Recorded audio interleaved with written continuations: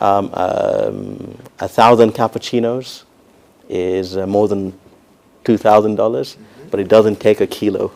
We're going on a break, and when the show comes back, we will be talking about have we created the right environment? Have we gotten it right? Where are we getting it wrong? What should we do? Who does what? The president, many powers. Who can we share the power? What? We'll come back. Welcome back. This is XXL Season 4, and this is the Glass House, of course, with Richard Kawesa and Engineer Pete Nyeko. We are the most entrepreneurial country in the world. Yes. Okay?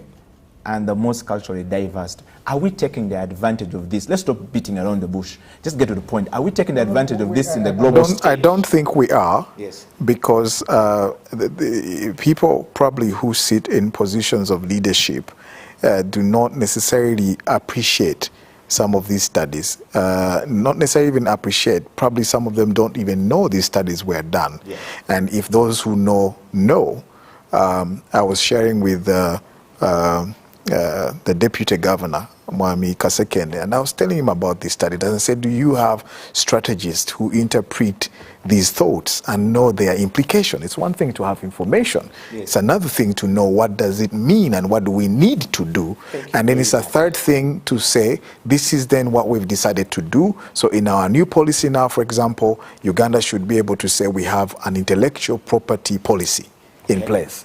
Because then intellectual property will take care of shea butter, because then there's what they call a geographical indication, where if something is unique to your terrain, like coffee that comes from the islands in Ethiopia, they're able to get some basic revenue out of intellectual property based on that principle from Starbucks. And it's an income. Why? Because you can't call it any other coffee other than Ethiopian. Why? Because the soils that bring out a certain aroma and taste to that coffee are only reserved in Ethiopia. Yes. The same would apply for Mountain Elgon coffee that comes from Rwenzori. The same would go for the shea butter, as you mentioned. Yes. The same would go for the type of music we produce in Uganda. It goes for, I don't know whether tilapia is also one of the unique aspects, but as a country, we have too many unique things that the world needs out there that are so organic, that are so unique to us, but still we don't understand that that's intellectual property. And therefore, in the absence of that, how then can we grow our intellectual property on a global stage so we can start earning from that? When I think of Uganda, I think of every Ugandan, not one or two or three. Yes. And I think of every Ugandan who thinks about the issues that are around them, the issues that are closest to them, and looks at these issues not as a problem, but as an opportunity to create a solution that actually makes Uganda and the world a much better place. And if I take an example of what has happened in the US, it's a great country, Silicon Valley. Think of how the private sector has actually led this. It is possible that with private sector intervention, benevolent private sector looking at conscious capitalism, looking at social entrepreneurship, looking at a sustainable future, looking at sustainable development, and giving a helping hand to the public sector, and civil society, and the community, and actually setting up incubation centers. There are a few already in Uganda. Building up on that and saying, great, what are we good at? What can we be good at? What could we be good at? What does the world need? How can we meet that need? Think of it, one crazy example. We've got lots of amazing young people with great, bright minds. Could we possibly be, an interesting place where everyone comes to get their algorithms and their mathematical equations solved for the next space launch? Uganda could be, a backup to NASA and ESA. It could be. Why not? Okay. And there's so many things which could happen. All it needs is that nurturing and so on. And I honestly believe, as someone in the private sector, that we in the private sector should actually take that baton and run with it. But there is the political environment that I don't want us to look at very lightly. You could say, yes, the mother should support their child, Yes. to create a lovely home. But when the father is drunk half of the time and comes back in a certain mood, I don't think it's achievable to say that you will have peace in that home, even in the presence of a mother who cares and the fun-loving kids who are there. And so I still go back to the environment that, yes, the private sector has played its part. We've seen the private sector. We've seen WBS is private sector. They came into a space where no one was. They were bold enough to whatever. But then what happened when they faltered on their what was the caning aspect? And when it was taken, who took it? Was it a Ugandan environment that took it on and said, okay, we understand you had a problem on that, but this investment was so critical for our information dissemination as a nation and for growing our own in the TV, whatever, that we need to actually put more money, make it work, then you will recover the taxes and the money you put in. Yes. So that mindset that does say, this is my own, that the child who's misbehaved is still my own, and I have to make a commitment to work with them through their gambling.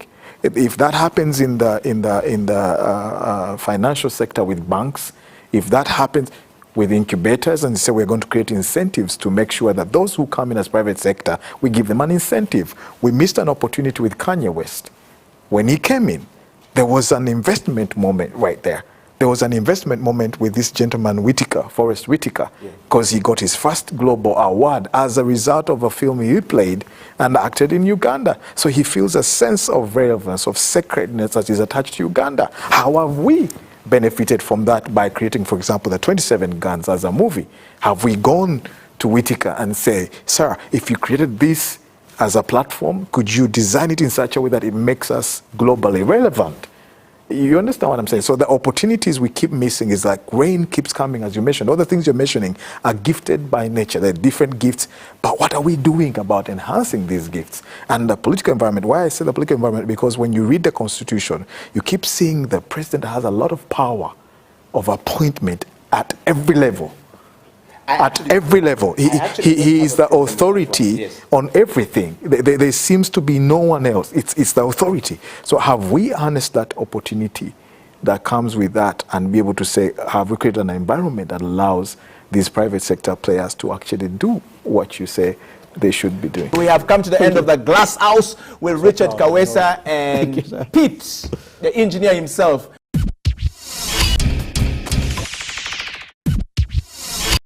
Mando ya Musa, twesala bukumba sivya Medusa, Tolina Kalimo follow Liluza, Reconnaissami, Beba producer, got chains on my neck and I'm looking like Kunta, wanna close, boy I'm a shooter, I'm the boss with a dream like Luther, Namwongo boy that's the hood I'm coming from and I thought you knew that, thugs and drug dealers, body mukako, nah. Why do I rap? I rap because I want to talk about stuff that other people don't talk about. I want to inspire people. I want to be the voice to the voiceless. I don't smoke. I don't do drugs, no. Wafuka so mean. In fact, Osinga I mean. Chirabikoli half man, half machine. Munuzira bakubuli street. Buli chimwe chicho cha gunpoint. My nigga, tell us the point. Power to the people, tebicha kola kubanga nobulula baniga babubba, ba good cop, baba kuba masasi, our only hope, ne baba kwata, ba MPs, baba kuba kalimo rufu na kalulu nebebaka. Katite muji kwata ko. This is Leo Rich, rated fresh on XXL.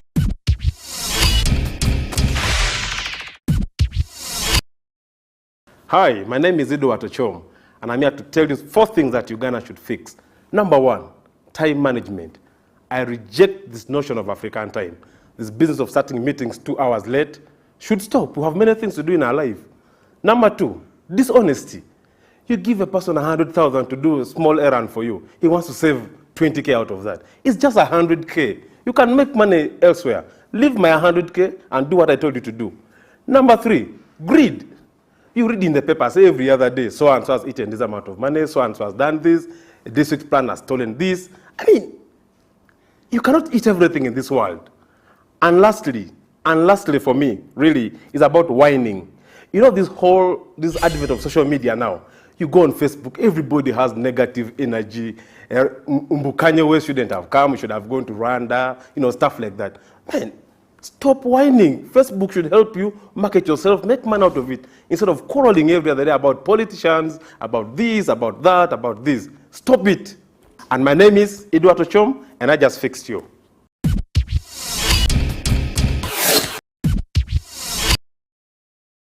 Coming up on the show this week, I catch up with my long-term friend, Sylvester Kabombo, a man of great value to the hip-hop industry, the man who is turning around lives of young people and young girls and giving them a positive life and a life to live. And this man has been all over the place, trained so many young people, but also he's transformed his life from being a rapper to almost a philanthropist.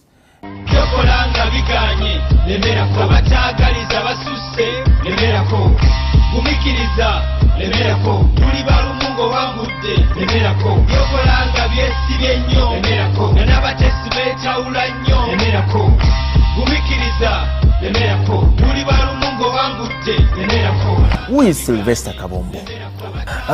Sylvester Kabombo is a rapper from the duo commonly known as Sylvester and Abrams. We've been kicking together for a very long time. As educator, entrepreneur, and so many other freelance, things that might come in. I am a performing artist. I made this for other stuff I do. I still perform on stage, so wherever there is dime, I try to, to dip your hand in. Yeah. Because as you know, so you need more avenues of earning. You have been in the music industry for a while now, and obviously you come out from the crop of artists who are trying to turn things in the industry around to try and give it meaning. What has the journey been like for you so far? It hasn't been an easy one. Nothing is really easy. Music is like any other business. You have losses, you have gains. You persist. Of course, there are successful stories. You wake up one day and you feel alive. Then the next day you're like, I wish I didn't start this. So, those moments when power goes off on stage when you're performing, you're like, oh my God.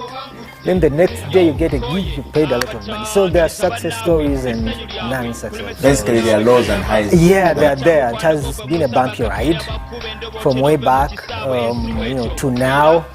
A lot has changed to support the arts. So many platforms. So many gigs now. So many connections. Then social media. Which took over the sector. So many TV stations, so there's so many of everything now, so many artists. Yeah. Okay. Which you guys didn't have when you were coming up? Yeah, I mean I might not even take you way back, just the early 2000s. There were a few stations, a few radio stations. Facebook wasn't there then. MySpace, because I got to know Facebook and MySpace around the mid-2000s. So you can see just close there. If you compare now and just early 2000s, there's a huge difference. Now, so many things are done on phone. Your phone has everything, the email, the what. Yes. It also has everyone.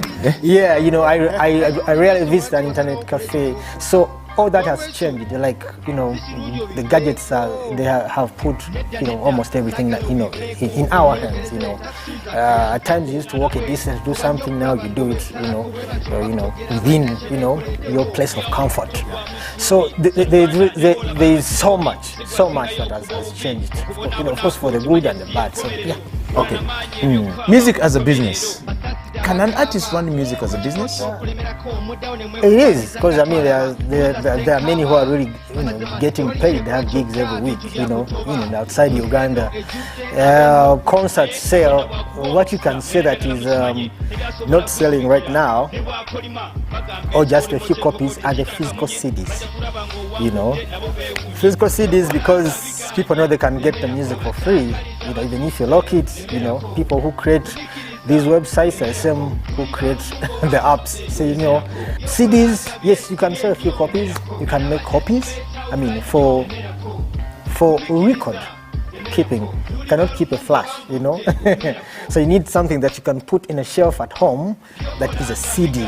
So, some artists still make them, but there's not so much money you can really get, from physical copies. But downloads now, it's like the in thing now. Someone can download just one song, two songs, 3 songs. Concerts are still really, really doing well, even outside Uganda. For someone who buys a physical copy now, in this day and age, just know he really, really likes to support, and he likes to buy original content from the artist. I am one of those people who really buy music from the artist. From the artist. Yes. So anyone who buys a physical copy now in this day and age, just know he loves your music, he loves to support, he likes to buy original stuff. I come from a background where content is quite key. Do we have content in our music in Uganda? If you're doing an album, there will be, definitely there will be songs that are life-changing. Apart from just telling people to party, but trying to inspire them to make the best out of their lives. Yeah, so they are there because sometimes we hit by these situations, the life experiences, as I first said, or people around us, communities. So that music will always be there. There always be music that can make you laugh, can make you party, can make you drink more. Music that can make you spend more. Yes. And then that music that will make you spend more, but wisely. Yes. Put something at home. Buy something for your wife. Make her look good. You can have fun, but at the same time mindful of the responsibilities ahead of you. So there will always be everything, but it depends what you dig out. Okay. You as a listener, what do you want to listen to? Long ago echanda mukaka wali olandiro digo bayitanga seeka yali mukwata mpola nyonga mukubanjeze enjuta kukaka.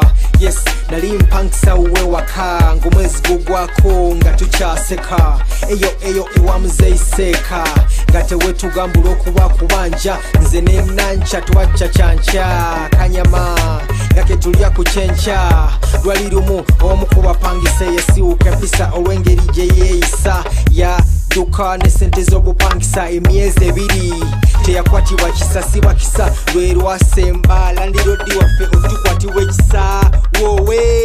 Sylvester, how did you cross from just being a rapper to becoming a serious,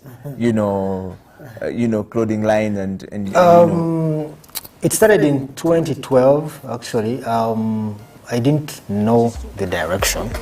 I was just printing T-shirts to push my music further. Yes. I had a day job and a few performances as an artist. So I wasn't looking for money, but I was like,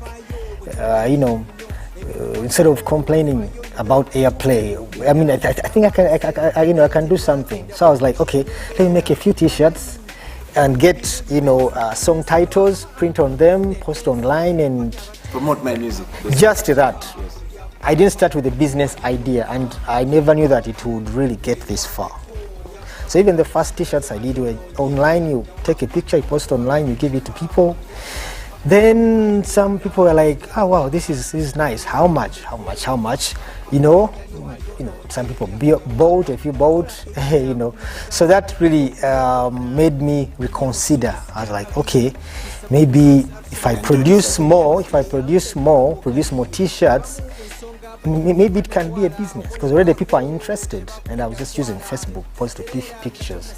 So that really, ringed, a bell, In my mind, I was like, I need to sit down and see how far I should take this. So I started getting serious, printed more T-shirts, partnered with the first partnership I did was at Equatorial Mall, because I was moving all the time, doing workshops up country. And some people are like, you need to get a point where anytime, any day, people, come and find it. Yeah, find your stuff. Because I was on the road, always on the road. So I partnered with a friend of mine at Equatorial Mall, started putting T-shirts there, started advertising on Facebook, shop, this number, you have to go there. People they got used to it, started buying items there. Then from there I went to Kamu, then from Kamu Plaza to Mavidi's complex where I am now. Yeah. Wow, well, thank you so much for being a part of the show. And thank you too for being a part of the show. This is Double XL, of course, with Sylvester Kabombo.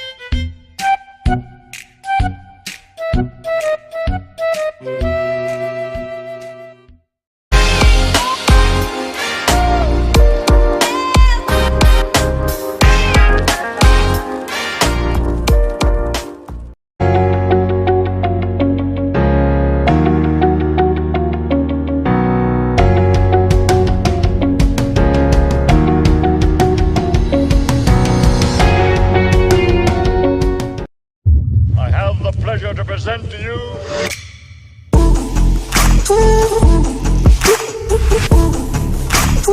KCCA has taken a number of steps to address this sanitation challenge, which include, but not limited to the following: the setup,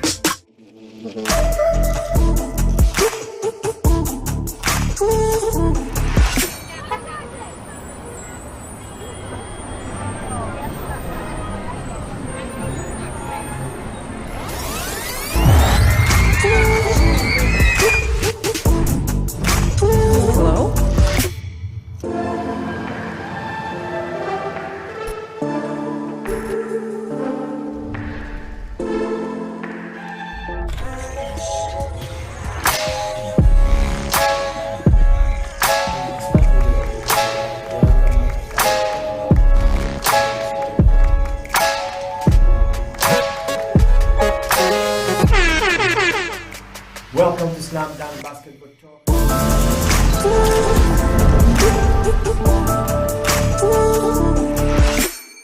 A wise man once said, "The future has a name, and its name is hope. A tiny flicker of light that feeds on hope is enough to shatter any shield of darkness." At Mandulus, we really believe.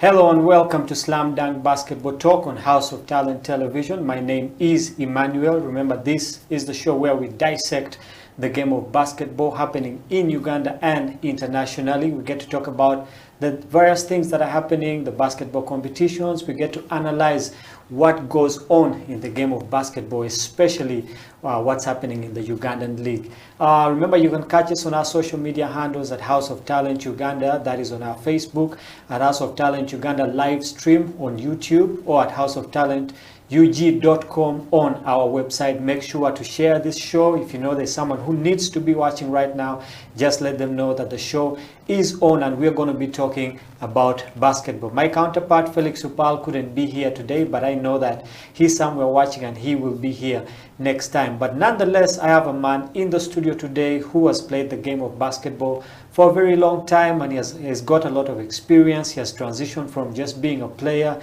into being a coach, and he is here today to talk about his experience and also the status of university basketball in Uganda. This is none other than Osito Jacob. Jacob, you're very welcome to the show. Thank you very much. It's weird to call you Jacob because on court we just know you as OJ.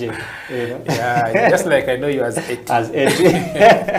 Yeah, so for those who are watching us live, on the basketball court, we are not known by our government names. We are known by different nicknames that you can get through, you know, playing the game of basketball, and they're called street names basically. So like a stage name. Yes, like a stage name. So if you went and asked for Emmanuel at pool court, they wouldn't know it was me. Yeah, but Oje, you're very welcome to the show. Thank you very much. It's very good to have you. I'm humbled. Thank you for honoring our request to be here. And we'll just jump right in. I know that you've been playing basketball for a while now, and sure. You're transitioned into being a coach for the Makerere University Sparks ladies team. Yeah. Congratulations on that. Thank you very much. Yeah. So we just want to find out. You start, obviously, all of us start our journey, you know, not knowing the game of basketball at all. True. Yeah, and I believe that you had a start, and right now I don't want to say you're at an end, but you're in the process of becoming something bigger. You know? So we just wanted to walk us through how you started from being a player and transitioning all the way into a ladies coach. I mean, you could have coached the Makerere guys team or something, but now you're coaching the ladies. So what was that transition like for you? What is that journey that, you know, we can listen to? Okay, first and foremost, thank you very much for hosting me. I'm really humbled, and I'm blessed to be here. Yeah, surely. Talking about basketball, personally, my journey of basketball started from far, very far. That was in high school, and in a situation whereby we did not have enough exposure. We didn't have coaches. We didn't have the facilities like we do have them right now. Although I'm saying this like there are so many years ago, there are not so many. That was about, I began knowing basketball in 2007. That was at KPC when I was in P7 vacation. That is end of 2007 actually, that KPC North. That's when I first touched the basketball. Then 2008 when I joined Namilyango in Senior 1. I saw people playing. Actually, the people whom I saw there playing and inspired me were Sally of, he played for Chambogo Warriors. Do you remember him? The left-handed. Yes. And Omongin. Omongin, last I saw him playing for City Oil. Those were the guys whom I found in Namilyango. I was in Senior 1. These guys were playing basketball at another level.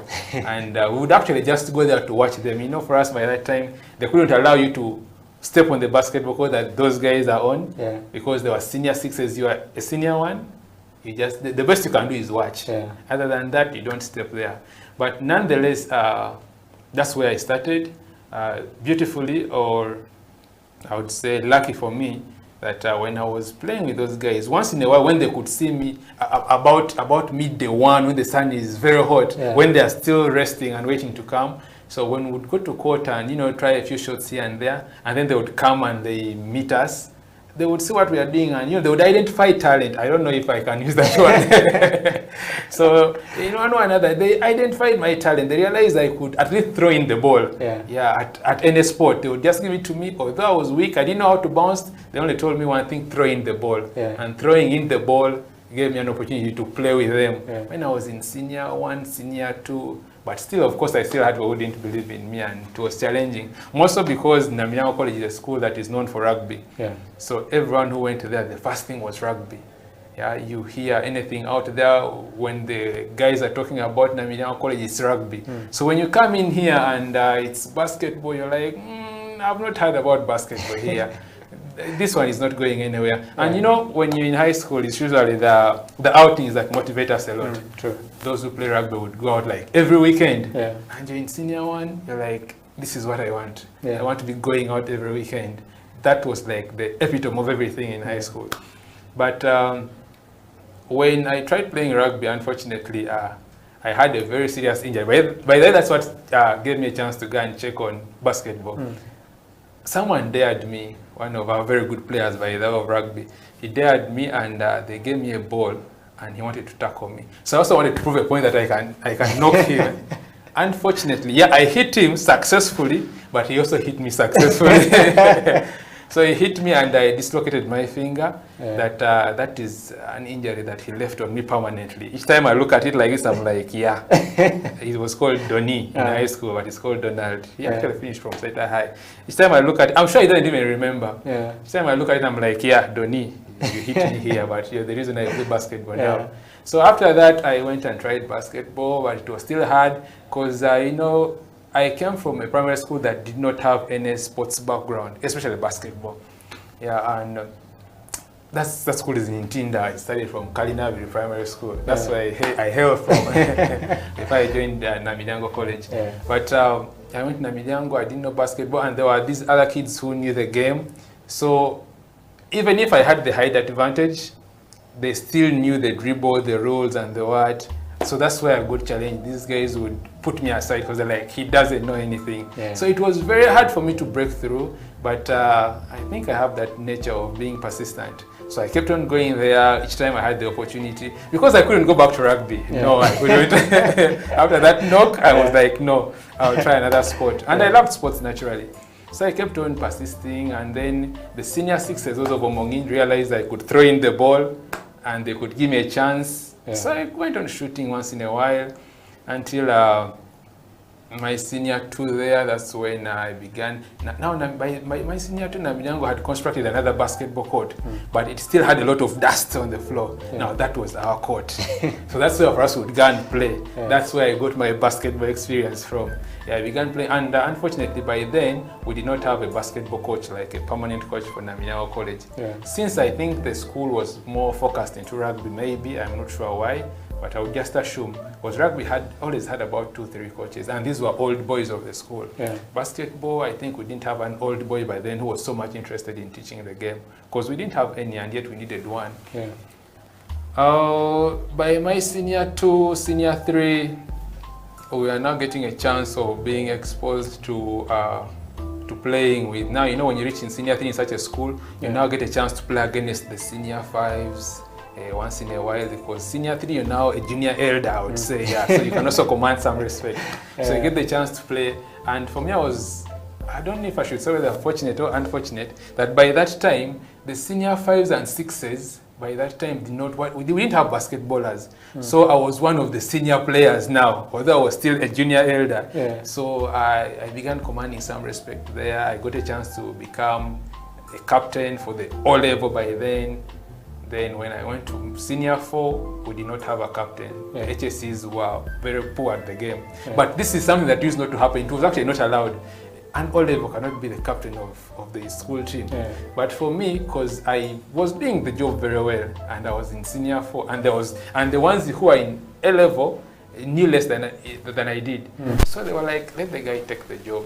So that's how I became the captain. And the other thing that made them also accept that is that I used to coach these senior 1s and senior 2s. Because I realized that there was a gap in basketball and these kids didn't know, and there were very many. So I would just tell them, come, I teach them what I knew by then. This is how they shoot, this is how they bounce the ball. I just teach them the basics. And interestingly, even some of those HSCs, I would also teach them. I have some good friends of mine, they look at, even my classmates, they look at me and they're like, yeah, he taught us basketball. I was in HSC and I was teaching, I was in senior 4 and I was teaching my elders how to play the game. And they were respecting me, that's the beauty of it. They could listen to what I would say and they were learning, so they were like, this guy will do the job. So that's how I began my coaching career slowly. In my O level, that was 2011. 2012, 2013, that's when I was in HSC. In HSC, that's when I went so much into coaching. And I told one of my friends that, you know what, if I leave high school, I want to either become a coach or an umpire. By then I wasn't sure which one I can do. In fact, I wasn't even sure which one can pay. Let me cut you off there. It's really exciting to know your high school journey and how you're going to transition into the university. We're going to take a break right now. I know there are many people outside there excited to know how you transition from high school into university basketball. You're watching the Slam Dunk Basketball Talk on House of Talent Television. My name is Emmanuel. In the studio with me is Osito Jacob, aka OJ, the head coach for the Makerere University Sparks ladies team. We will take a break right now and we will be right back. This is House of Talent Television, the Slam Dunk Basketball Talk Show.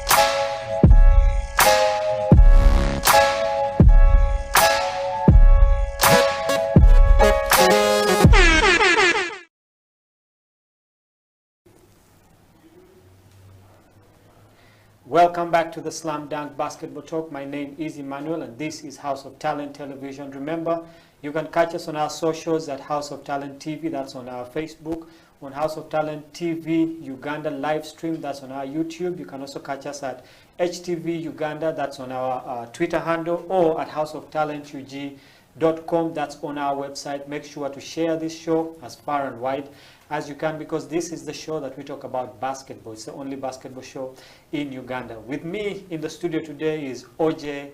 His other name is Osito Jacob, but we only just call him OJ because that is how we know him on the basketball court. And before we went off for a break, you were basically telling us your journey, how you started the game of basketball, how in S3 you started coaching the S1s, and you know we had almost reached that point where you transitioned into campus, and you know, just take us from there, you know, moving from high school, now moving into campus and becoming a coach. Just take us from there.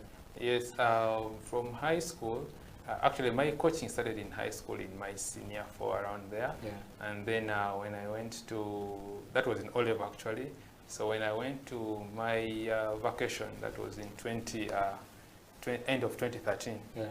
So I was in senior 6 VAC. Actually, not 2014. Yeah. I was in senior 6 VAC. I began by coaching. I was volunteering as an assistant coach to Namilyango College. Oh. You know, after just finishing, and I was their captain, and I was already coaching those who were there. But because by then my high school coach was Maurice Otedro. Oh. He taught me a lot of things. He actually used to tell me what to teach others when he's not around. And he was a very busy man, I remember. So he would tell me, on this day, teach them ABCD. I'll come back at the end of the week. So by the time I finished high school, I knew nearly everything that Maurice would coach us. Yeah. So when I was in senior 6 VAC, I was more like his assistant. Yeah. Although the school used not to pay me, I was more of a volunteer. So whenever there were games, I would go there and work with him, and I support him, and I learn new things. And I got an opportunity. My first opportunity was out of volunteering to coach Namilyango as an assistant. Yeah. Who knew very well, because I had experience. I had done that for about 4 years as his assistant. I got an opportunity to go and coach Hilton High School. They were having a game during qualifiers, Mukono qualifiers. They were having a game and they were struggling. Yeah. So their coach, by then, he was also an OB of the school, and he needed help. So he called me to help in. Yeah. So I went to help in, and because of what I had learned, I just adjusted a few things in his game, and it was actually the girls playing, the girls of Hilton. These girls won this game by a big margin, and they were very excited. I was also very happy because it looked like a miracle. So that is where I think my breakthrough started in coaching. Yeah. Because actually, as a player, that journey was really, because as I told you, or as we earlier discussed, when I was in high school, I never got a chance to play nationals. Yeah. So, and you know, in our setting here, if you don't play nationals at high school, no one gets to know you. Yeah, true. Yeah, I was the captain of my team, but I never had the chance because my parents wanted me to concentrate on books, Yeah. which I did. And they later allowed me to do basketball after I had finished high school, interestingly. Yeah, so after they had won that game, Hilton, the following year, they were like, you know what, why don't you come and help us here? I told them, okay, I can do that. By then, I was the first year. I was just joining campus, first year. So I would move from Makerere, and I go straight to Mukono, Wantoni, that side. And I coach them, and they give me some command. They would fund my transport. I would go actually twice a week. It was Friday. It was either Friday and Saturday, 2 days a week. Yeah. And I was very happy because I was the head coach for the first time. You know, I had been under my coach. I was happy being under my coach because I was learning. Yeah. But now, you know, the feeling of you're the one in charge. Yeah. It was the first time. And I was very excited. Even if I would struggle with jam and run out of class to run to go and coach, I still liked it because it was me now in charge. I was the one to make the decisions. So I coached them for 1 year. The following year, fortunately, Maurice got an opportunity, and he was now living in Namilyango. So Namilyango never had a coach, and they began looking around, and I was right there, very present, very much willing. When they told me about the opportunity, and they were like, you have a contract to sign, I didn't even want to read the contract. All I wanted was to go and coach Namilyango, because Maurice had already put Namilyango at a certain level. Yeah, because everyone now knew that Namilyango plays basketball. And the beauty of it is I had moved with him through that whole journey, right from the time, because he came in when I was in S3, I was already coaching somehow. And actually I remember he came in because he had a young brother there. He actually plays, that young man plays for Riders, no Riders, plays for Riders, Asede. He's popularly known as Acid, if you've heard that name also there, So he actually left Namilanga and went to Chibuli because he did so well and Chibuli took him in his HSC. But that's the reason why Morris first came to Namilyango. So I learned everything from him. And by the time he was leaving, I could actually run whatever he had done, So I ran Namilyango from about 2016, 17, up to now. I'm still their coach up to now. And the beauty of it is that I was very successful. We always qualified for nationals until Fresh Diaries in Mbale, which was the last, that was 2019, I think, 2019. So by that time, I was a student at Makerere here, and once in a while, I would find the girls training, and I would go and inquire from Coach Albert, can I also come in here and there? I didn't know that one day I would be the coach of Makerere. But when I was in high school, I always thought about it because I loved the game so much, and I wasn't playing it because my parents would not allow me to play it the way I wanted it. My guardians. I told one of my friends, it's called Gerard Abidravo. I told him, one day I want to become either a coach or an umpire. And he laughed and was like, yeah, maybe you can make it. So when I became the coach of Namilyango, he was the first man to tell me that, man, congratulations. As you said it, here it comes. And so when I reached Makerere, I didn't think I would be the coach at Makerere University because it was a university and there are so many people with more experience than I do. But because of love of coaching the game, out of the experience I had got, I used to go and sit there, watch, and I'm like, okay, this is that. And remember, I had also coached the girls of Hilton in my first year. So I knew how to handle girls, and I also knew how to handle boys because I had gotten both experiences. So after a while, in 2019, Makerere was going for university games in Chisui, and incidentally, Coach Albert was not around, so they needed. So I volunteered. I volunteered. They were going with a coach, with you know, Makerere has two coaches for the boys and for the girls. So I saw that as an opportunity. So I went to the sports union, to the sports department, and I told them I want to volunteer. I just want to go there and volunteer and help where there is need. They gave me the opportunity. They were like, all right, you can do that. Well, the only thing I wanted was where I can sleep and my lunch and supper, which was very much available. So I also went in like any other coach, but it was my first time with all the pressure and I wanted results. Fortunately, something happened. We played Kumba Marines. Kumba Lady Marines? Yes, we played in Kumba with Ekon. They are a very good player, national team now. And she was part of that team, and we won that game. When we won that game, I think for me, my fate in coaching had been sealed. This guy is going to be a coach. Because after winning that game, I realized that anything is possible. And I'm a man who believes in myself so much. So I saw an opportunity, and I realized it could work out. And I was like, okay, I wanted to coach high school, but even at the university, it's working. Though I didn't have much experience at that level, I realized I could do it because when I went there, and also as a player, I had seen those things happen. And also, I had a very good coach at the university because after my coach in high school, that is Maurice Ochedro, I met Coach Baju. That's how we call him, but his name is Ronald Bajunga, yes. So I met Coach Baju, that's Ronald Bajunga, and he could advise us here and there, Oje do this, Oje do that, Oje work out. You know, he could talk to us like a father. He was more like a father figure to us. So he really, really mentored me in terms of basketball. Maurice taught me how to play the game. Coach Baju taught me how to understand the game and how to analyze it and how to read it. So he made me understand it more and how to act around people when I'm playing it. He inculcated that discipline into us, that when you're doing this, the crowd is reacting this way, the fans are reacting this way, concentrate on this. So when I got the chance to go and do that in Kasubi, in Chisubi rather, it was very easy for me. And we came out, although we did not win, we didn't take the championship, we actually went to play third place. We played against Uganda Matters, UMU. Yes, we played against UMU for third place, and It was a mess. It was a mess because our hopes had been raised so high, me and my players, but I don't know if my players were on pressure, but I was on pressure because I was like, I have an opportunity to get a medal. I want this medal. But one thing I forgot is, when the girls were playing, I had Coach Baju by my side. Yeah, he was telling me, Oje, now do this, now do that. Now, when we went to play the next game, Coach Baju was not around. So, and I think he was finishing up the boys' game, and they were like, third place, you can play the other side. So that's how we went there, and we missed the medal for that tournament. But from that day, out of that performance, good enough, I was being watched by other Makerere staff who positively recommended me. They said I could do the job. So when I came back, after that, 2019, 2020, I remained there as more of a volunteer to the university. I would come in because Coach Albert was still not around, I remember. So I would help in here and there when the girls are available. I can coach them, I teach them what I know, and I would also consult Coach Baju.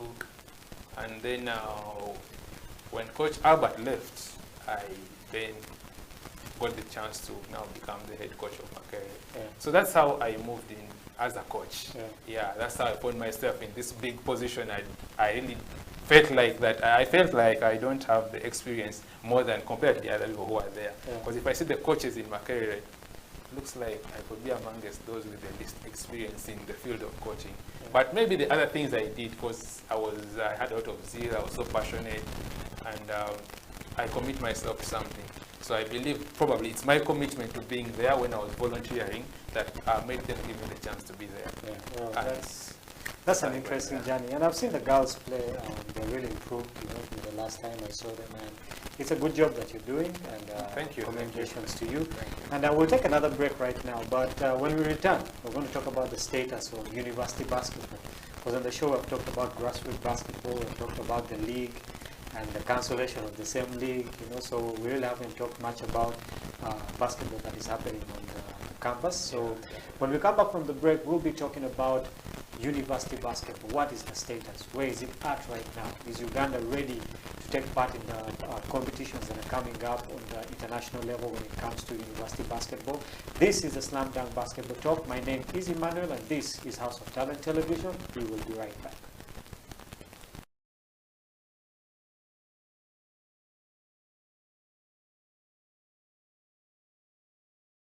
Of how long have we been there struggling before, but now we had more medals than them.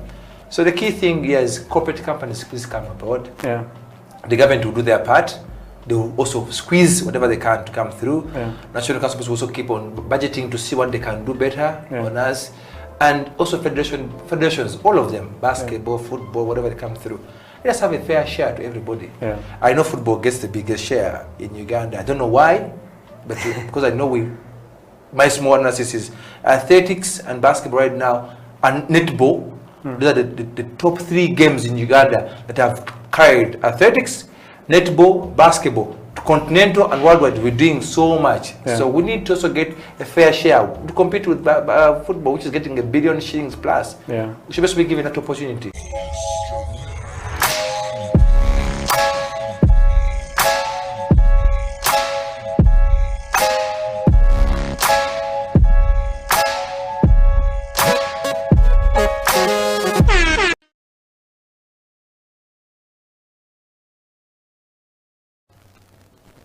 Welcome back to Slam Dunk Basketball Talk on House of Talent Television. My name is Emmanuel Ateng, also known as AT on the basketball court.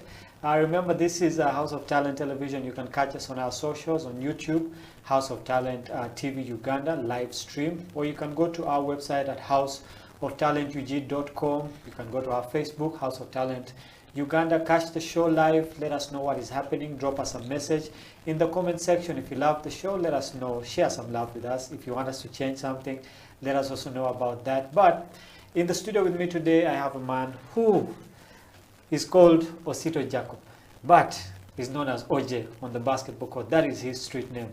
He has been a coach for Namilyango. He has coached at Hilton, and right now he's coaching the Makerere University Sparks basketball team, and he's here to talk about his experience and also to talk about the status of sports in university in relation to basketball. Oja, before we went for the break, you were just telling us your journey of how you started off and ended up as a coach for Makerere University Sparks, and I believe you're doing a very good job with the girls. We just want to dive into the main topic right now. Obviously, you've played basketball at the university level. Yeah, sure. And from where I'm sitting, I think that basketball in the university has dropped. Okay, not only at Makerere University, yeah, sure, but looking at it on a general scale, on a general picture. Because back in the day, we had a lot of university tournaments. You know, you talk about there was the University League at some point. There was the Floodlights at a certain point. We had games, East African games and all these things. And one could say that because of the lockdown, it slowed down a couple of things. But if memory serves right, the University League, then the Floodlights actually stopped way before the lockdown came in. Yes, about 2017. Okay, and I think since then, basketball has really been on a decline. We've been focusing more on basketball in the league. Okay, so according to your perspective, what are some of those points that you can share with us that led to, let's say, I don't want to say the downfall of basketball, but the decline of basketball at the university level? Well, on that issue, with the current situation, I am not the best person to answer that question because I don't have the detailed information. As I told you, I am a rookie in this field. So surely, but at least because I was playing at the university level, I do have some information, at least out of observation. But putting the issue of lockdown and corona aside, I think that the reason why basketball is declining generally in universities, I think it's because of the kids who are coming into the universities. I think their kind of basketball is not the same kind of basketball like the one of the kids, of the guys who used to join basketball that time. So the talent that is in right now is, I could say it's raw compared to the talent that used to come in those days. We can't put out the aspect of the people who are joining university by then were mature men who knew what they wanted and what they were doing. They had the self-drive. But right now, the people who are joining university can only train when the coach is there. You can see how that is a big challenge. So for me to make sure that my team is ready, I have to be on the basketball court on the official training days and even other days that I'm not supposed to be there. Because if I don't show up, chances are high that many of them are not going to show up. But if I show up, even if I'm not supposed to be there, but then I just show up, they will know that, oh, on such and such a day, coach passes by and he says on our free days we should shoot. So let me go and take a few shots. So that's what drives them. But compared to the days that you and I joined, maybe yours were much better than ours, but even me, the times I joined, when you wanted something, you would go and work for it. And I think that is one of the disciplines that I was taught maybe from high school, that when you want something, you go for it, you work for it, you push for it. You don't need someone else to push you to get what you want. And I think that is one of the things that we are lacking right now in and I don't know how that can even be worked upon, because surely if the kids are finishing high school when they are younger, whose fault is that? I don't think that's anyone's fault. But maybe if the coaches in high school could do the job, which is also very hard because high school needs a lot of time and yet they have the least time, by the way, compared to the university. So the aspect of the people who are joining in being younger is what is causing the biggest difference right now in the way basketball seems those days and now. But now when you talk about the aspect of the different leagues, I think I'm not the best person to answer that, because now that includes the issues of money, the sponsors, the institutions. I don't really know how much they operate to know that they want, because I really don't know why the Floodlights was cancelled. I'm one of those who played it. I think I played the last season of Floodlights, because I think that was 2017, I remember, with Makerere University. Yes. When I was there, I remember it was always played at night. That's why I think the name Floodlights was there. I remember we moved to Nkumba. We moved, yes, in Entewe, we moved to UCU, and it was something very interesting and very motivating. It would give us reason to work out even more. But now, without those games, of which I don't know the reason why they have scrapped them, I really don't know the technical issues, but without those games, you find that most of these students think that they're only working for December. The same mentality that we had in high school, that you only prepare for qualifiers, for nationals. Yes, you only prepare for nationals. And when it's done, second term, no sports, third term, no sports. That's the environment I came from. I don't know if it was different in your years. It was the same thing. Yeah. So now for university sports, we see that nearly it's the same thing. Because right now, you're going to, right now they are preparing for nationals. Yeah, the league aside, they're preparing for nationals. And then after that, the following end of the following year, they're preparing for East African Games. Are you seeing that? So there is a lag in between that time. So a student who is not playing on the university team at the club level has nothing pushing them to work at that time, because they feel like they have a whole 9 months to work. And you know, when you have a lot of time in your hands, you might think it's too much until it's actually too late.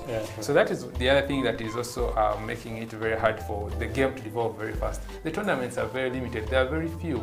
I mean, if you have only one tournament in a year, that means you're telling these guys to begin training like 2 months to the tournament. But if they had more than that, I believe the talent would improve faster, because these guys would actually work even more.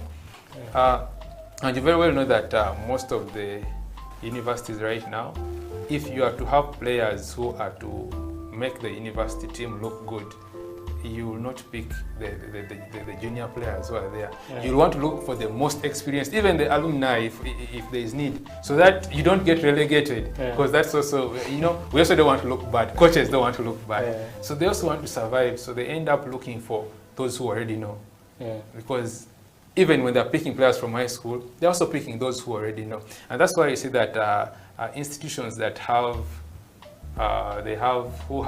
their teams that are doing much better, for them they get players straight from high school and they pick the best in terms of scholarships and sponsorship and all those other things.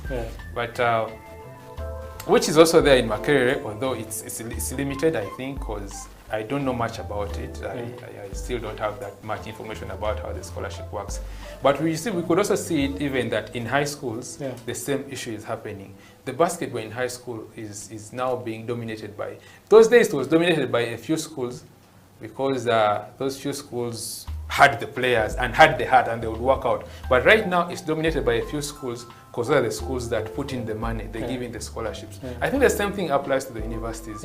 Those who put in more have better players and players who are more committed to the work.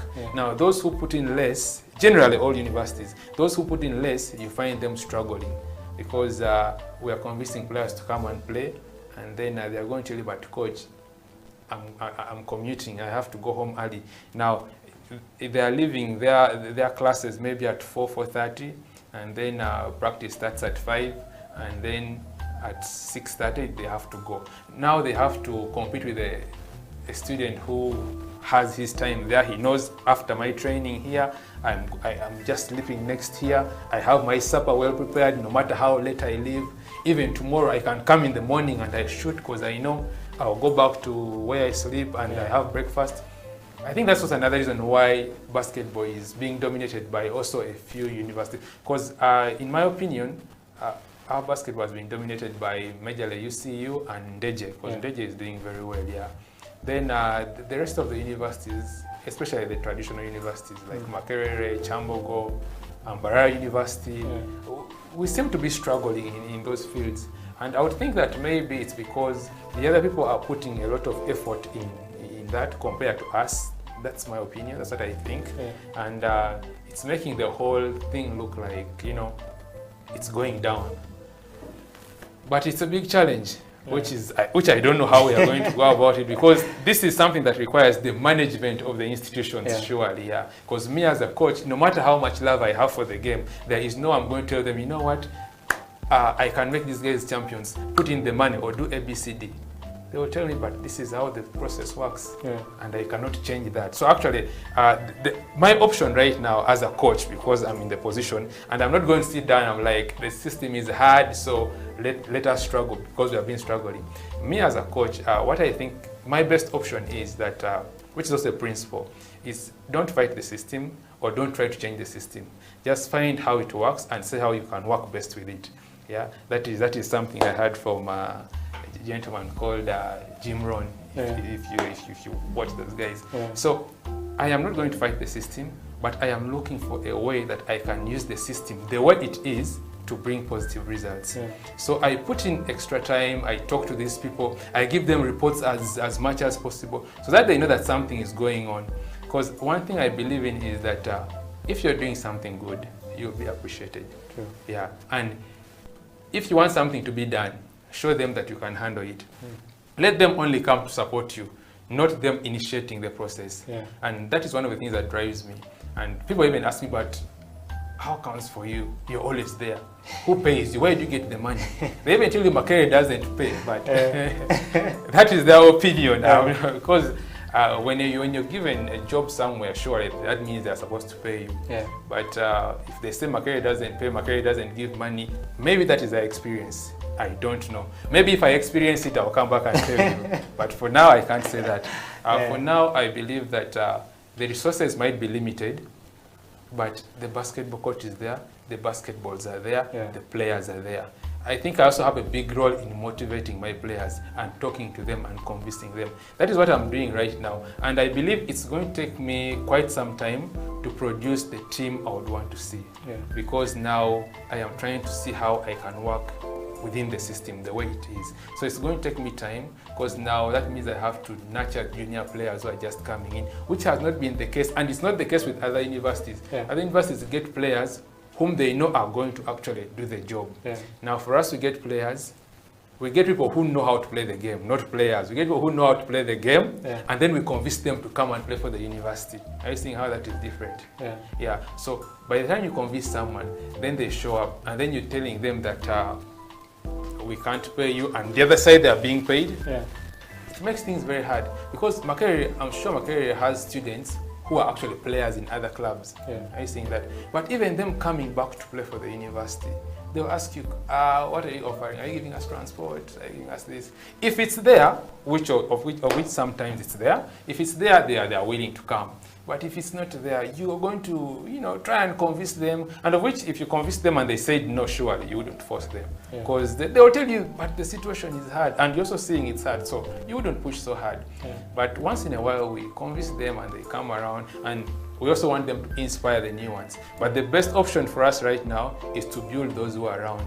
So for a university like Makere to reach the level of UCU and DJ, it's going to be a long process, of which some people are not going to be patient enough to see that happen. Yeah. Others don't even believe it can happen. I think that. But personally, I think that is what can work for me. I believe that is what can make us look different. And for the other universities, I don't know what their coaches and the administration plans to do and what. But for me on my side, and generally university sports, I think that's what I've given you, what makes us look like we are falling down, but I've also shown you how we plan to move up. I was actually going to ask you how we can get up. We're going to take another break right now. I like what you're saying about university sports and the perspective of why it's going down and how it can be rebuilt. Well, for our viewers out there, this is House of Talent Television, the Slam Dunk Basketball Talk. Remember, we're on our socials and you can hit us up, drop us a message in our inbox, in our comment section. Let us know what you love about the show. If you have a question for OJ here, let us know, we'll ask him. But we'll take a break right now. We'll be right back. This is the Slam Dunk Basketball Talk on House of Talent Television.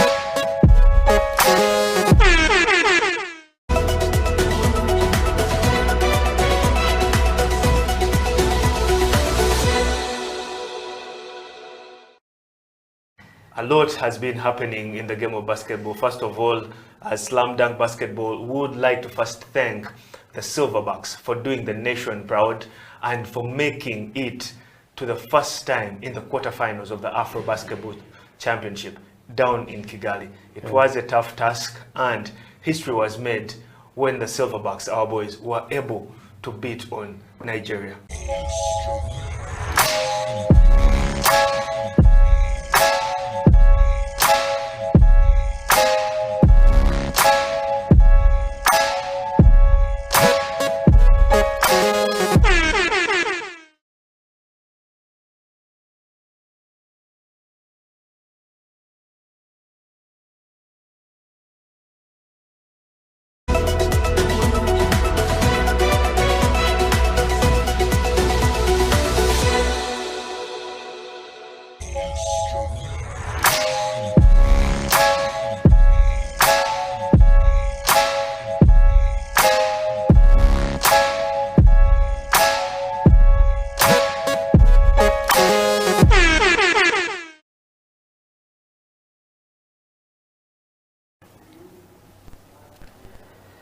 Welcome back to Slam Dunk Basketball Talk on House of Talent Television. My name is Emmanuel Ateng, and with me in the studio today is Osiko Jacob, aka OJ, better known as OJ on pool court, actually, you know, where we do pick up sometimes in the evening. And OJ has been taking us through his story, basically where he started from, how he ended up as the coach for the Makerere Sparks, that's the university team at Makerere.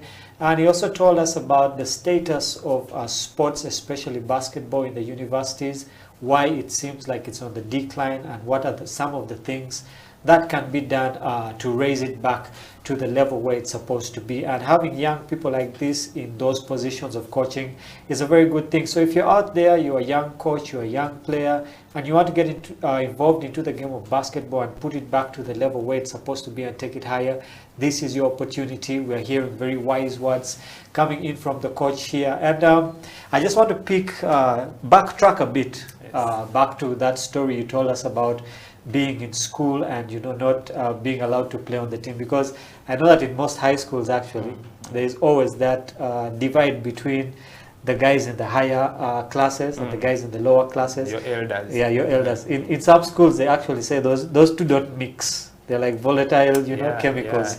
And you were telling us a story about how you were not actually allowed to get onto the basketball court, you know. And how did that feel?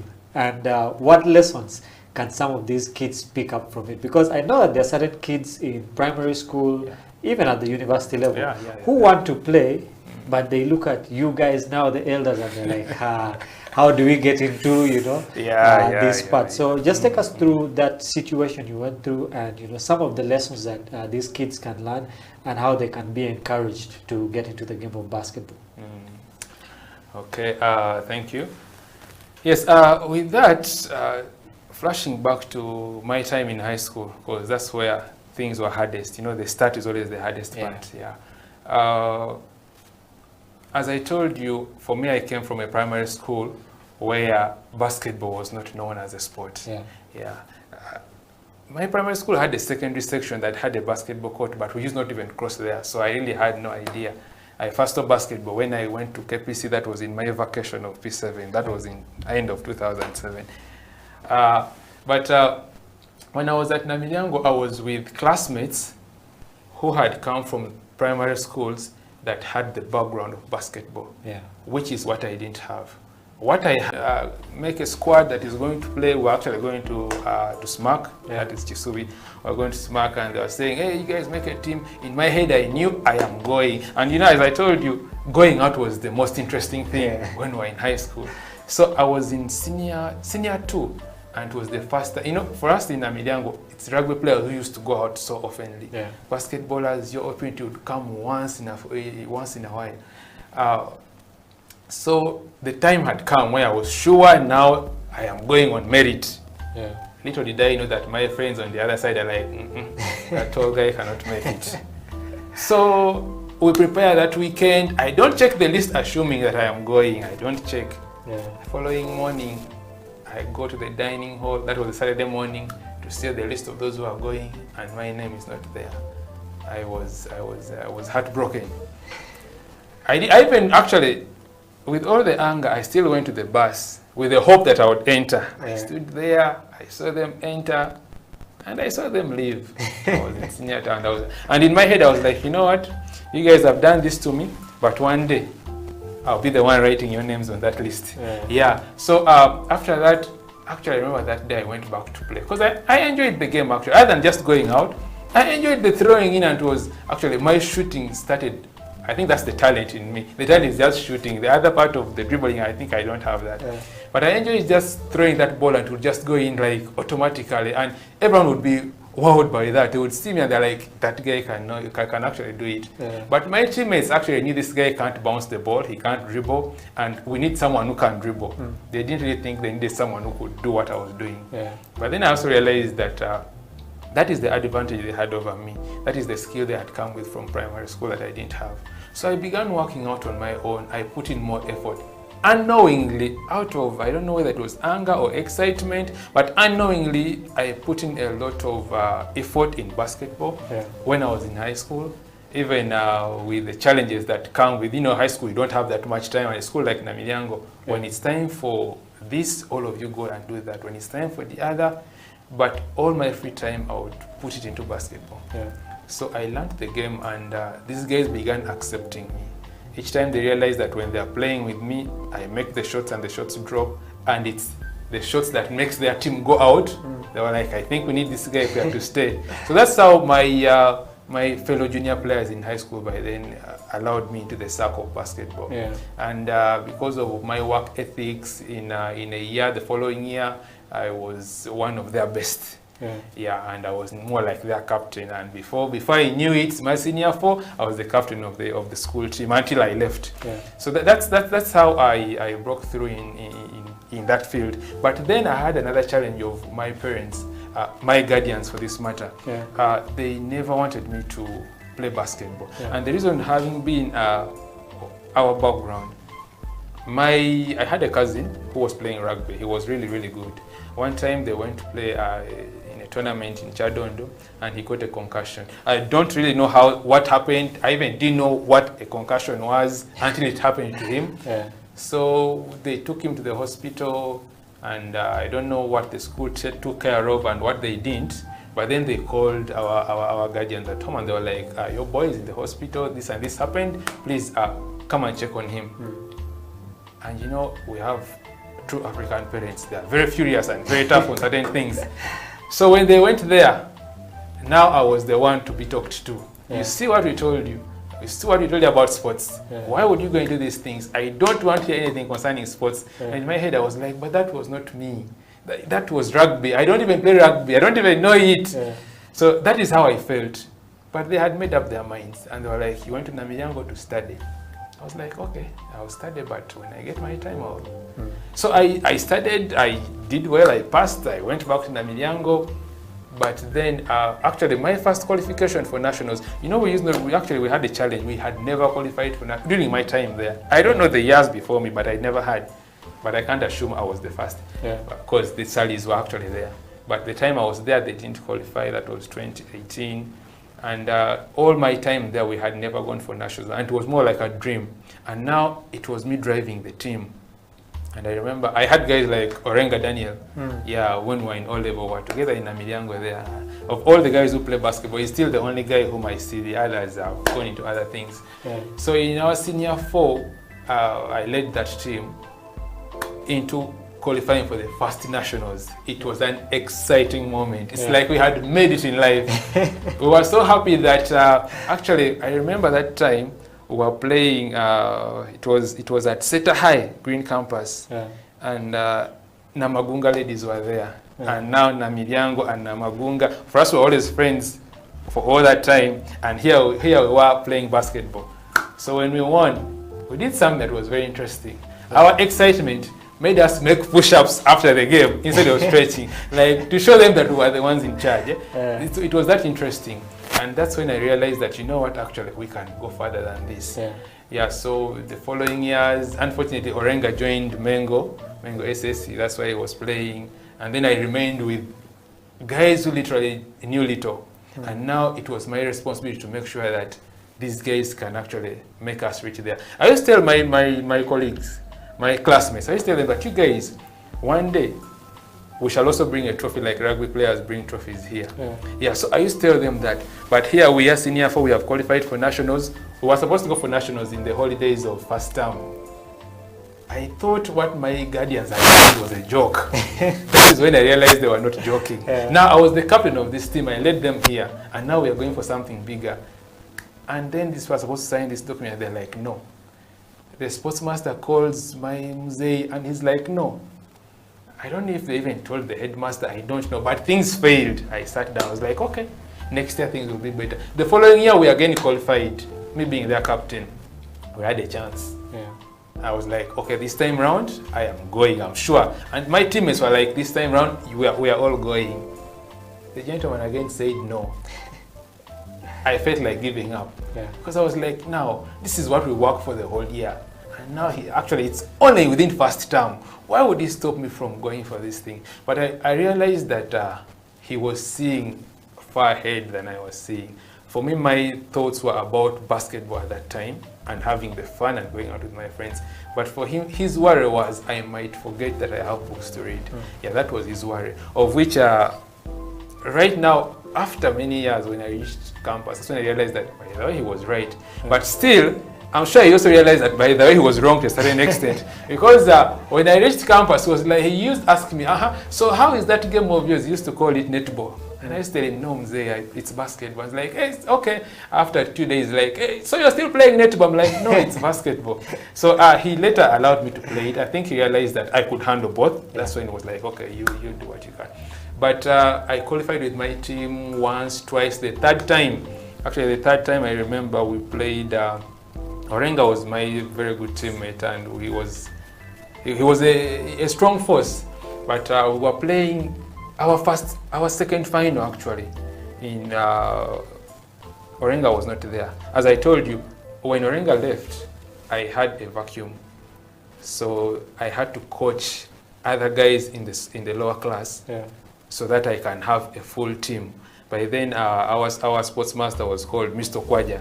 So Kwaja was a very interesting man. He loved the game. He was very enthusiastic. He would push. And that's why I also loved him so much, because he would make things happen. So Orenga left, we had a vacuum, and I had kids who knew how to play the game, but they were not good enough. So it was now my responsibility to make sure that by the time we go for the next games, these guys can play. So that's when I took now the coaching thing to another level. Now I told them, guys, every Saturday morning before we go to clean, we have to go and train. Every Sunday evening from 2, we train. When the coach is not there, we shall be there. And I was in charge. And the beautiful thing is that I am blessed, because when I say something, people always listen to me. So these guys listened to me, and I think they also saw my vision. So we're on the same page. And we were very lucky that in my last year in high school, I managed to play with these guys. That was actually 2013, because I had to resit out because of playing basketball. One time I played it too much, I failed. But later I caught up. So my second last year in high school was my last year of playing high school basketball. Yeah, because you're given 6 years only to play. So by then I was in senior 5, but it was my last year. And I was like, God, I've always wanted to bring a trophy. I told these rugby players that I want them bring a trophy like they do. If it doesn't come now, then I'll miss it, because it's my last opportunity. God blessed me. We played with those young men whom I had taught. I remember there were senior 3s. I was in senior 6. There were senior 3s and some senior 4s. We met St. Michael in the final. Those guys could dominate Mukono basketball. Jesus Christ. Those guys they were on another level. So we meet these guys in the final, and yes, we were like, it ends today. And to me, it was my last opportunity to win a championship for that region. And yes, it came in. That year I won it, and I was very excited. I forgot about the aspect of, I stopped fighting to go for nationals. I realized that no matter how hard I fight, Mzee said, man, I'm paying school fees for school to study, not for basketball. So I tuned my mind. I was like, you know what? If I keep on fighting that other side, I'll be wasting my own time. Let me concentrate on what I have. So I concentrated on what I had. We made it through. And we got the championship with the likes of Asede, of now Night Riders in Entebbe. Yeah, so my persistence as an individual is what helped me get to that level. Yeah, I kept on insisting and pushing. And interestingly, when I went to campus, the same challenges are faced, because when you reach the university, you find people who know the game and they know it. And that means, for example, you know pool court. You go to pool court there and guys are playing. You cannot just go there and start playing. You have to introduce yourself. So I introduced myself. I went in there once, twice. I was shooting that shot. They were like, okay, this guy. What's your name? Moje. And it's my persistence and showing what I could do that made guys now believe in me. And I got into the system. And I was very much disciplined in that I would always do what I am supposed to do whenever I had the chance, yes. And I was always very humble. I think that's what has helped me even move to other positions. I always taught myself to be humble and persistent and resilient to so many things. Because people push their forces from every direction. You can't handle this, you can't handle that. But still, I was persistent enough, I was patient enough. And that's how, personally, I broke through even through the university. That's a very interesting story. So for you who's out there, you're trying to get into the game of basketball, and you feel like there are these forces that are pulling you left, right, and center. You have your parents on one side, you have a team on the other side that then accept you. Persistence is key. Consistency is key. These are some of the things that some of these young players actually need to know. You need to keep pushing, because the situation is never going to be favorable. Okay, there's always going to be ups and downs, but the ones who come out at the top are the ones who keep pushing. We've come towards the end of the show, and I know that there are people out there watching you, especially your girls. I know that you have a tournament in November. That's the 3-on-3 tournament. Yes. So as we close the show, I just want you to look into that camera and just talk to the girls, encourage them. Also, anyone out there who's trying to get into the game of basketball, you being a coach and a player, just encourage them, to get into the game of basketball. For those who are trying to be good, just let them know from your perspective as a coach and a player. Okay, let me start with my players. I strongly believe that we can go far. I believe it from right here. And I want my players to also believe in it. I have drawn a program that if we follow very, very well, we shall not go wrong. So believe in me and believe in yourselves. Put in that extra effort, put in that extra energy. It pays off at the end of the day. And, to those who want to join the game, the truth is it's hard, it's tough, it's not going to be easy. But giving up is not an option. Those who give up never become good players. Maybe they become commentators or what.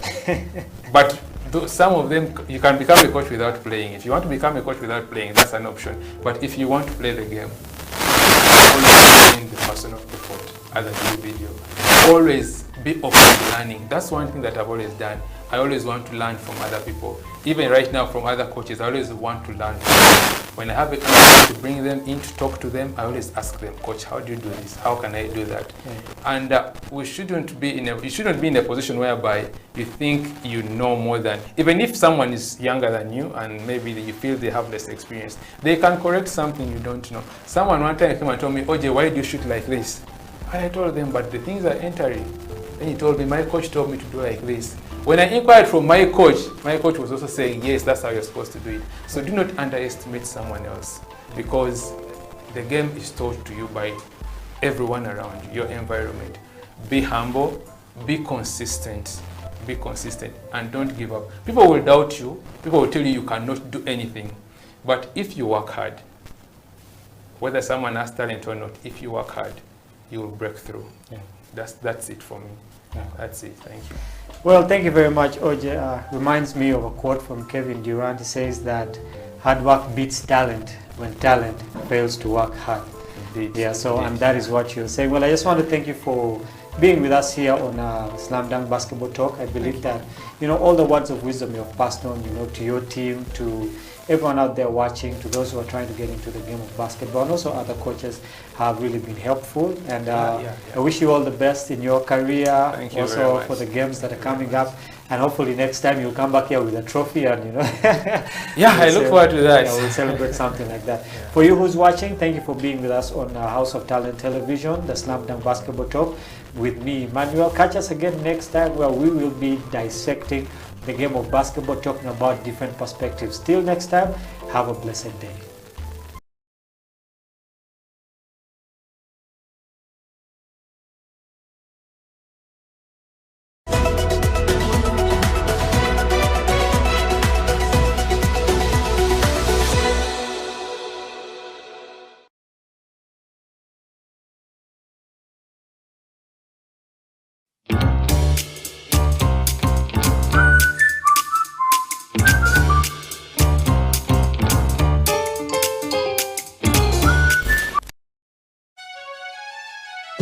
Ching-ching-ching, yeah, you mean? Over the moon and over the sky. Gospel music to the world. Kingston and Fila, tick it up, combination. Yeah. Forever I will always bless your name, Jehovah. See you always guide me, protect and bless me. To you will always lift my pride. It's only you can make me shine.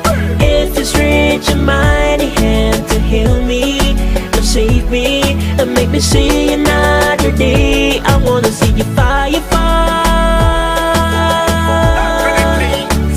I wanna see your fire fall.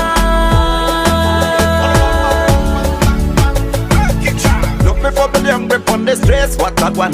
Picking the camp on the place for box walk on. Yes, operation on the tip on them and look me, yeah, they want to take it for fun. Upper Swiss, them love for your place. Them can't find no race results for your gun. Yes, yes, yes. Tell us that Jesus make them come, make them come off. And they watch and the fire be fall. It's only you can make me shine. If it's reach your mighty hand to heal me, to save me, and make me see another day. I wanna see your fire fall. I wanna see your fire fall. Fire fall, attack me hard. Now me the devil come on, no visit me joy. Me call your mighty hand, we bless me soul. Bless me, I feel keep Jesus, you're the one. Me not gonna live like a sufferer, heal like a sufferer, move like a sufferer. Jesus are the emperor. Jesus, chocho wunda kama tendo kimbakuwa. Ulisa makuwa gangi na viuche naga. It's only you can make me shine. If it's reach your mighty hand to heal me, to save me, and make me see another day. I wanna see your fire fall. I wanna see your fire fall.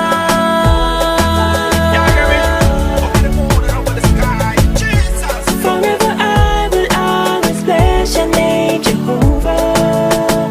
See you always guide me, protect and bless me. To you will always lift my cry. Somebody tell me, brother, my sister, don't be bad, your man, not from the child of a man. You love and bless me, you did restore me. You hear me? Gospel music to the world. It's only you can make me shine. If it's reach your mighty hand to heal me, to save me, and make me see another day. I wanna see your fire fall. I wanna see your fire fall. I wanna see your fire fall. I wanna see your fire fall. I wanna see your fire fall. I wanna see your fire fall.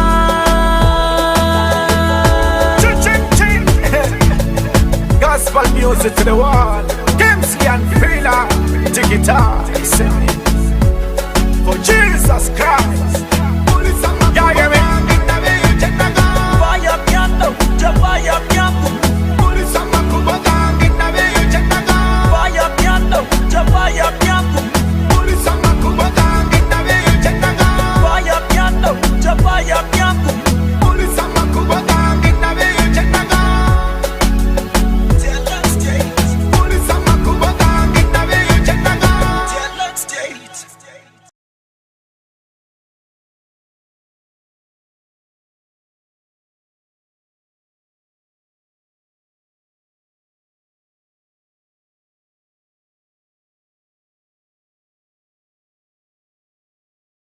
Ladies and gentlemen, welcome. Jaffa, how are you doing? It's an honor to be on the wisdom circle, as I call it.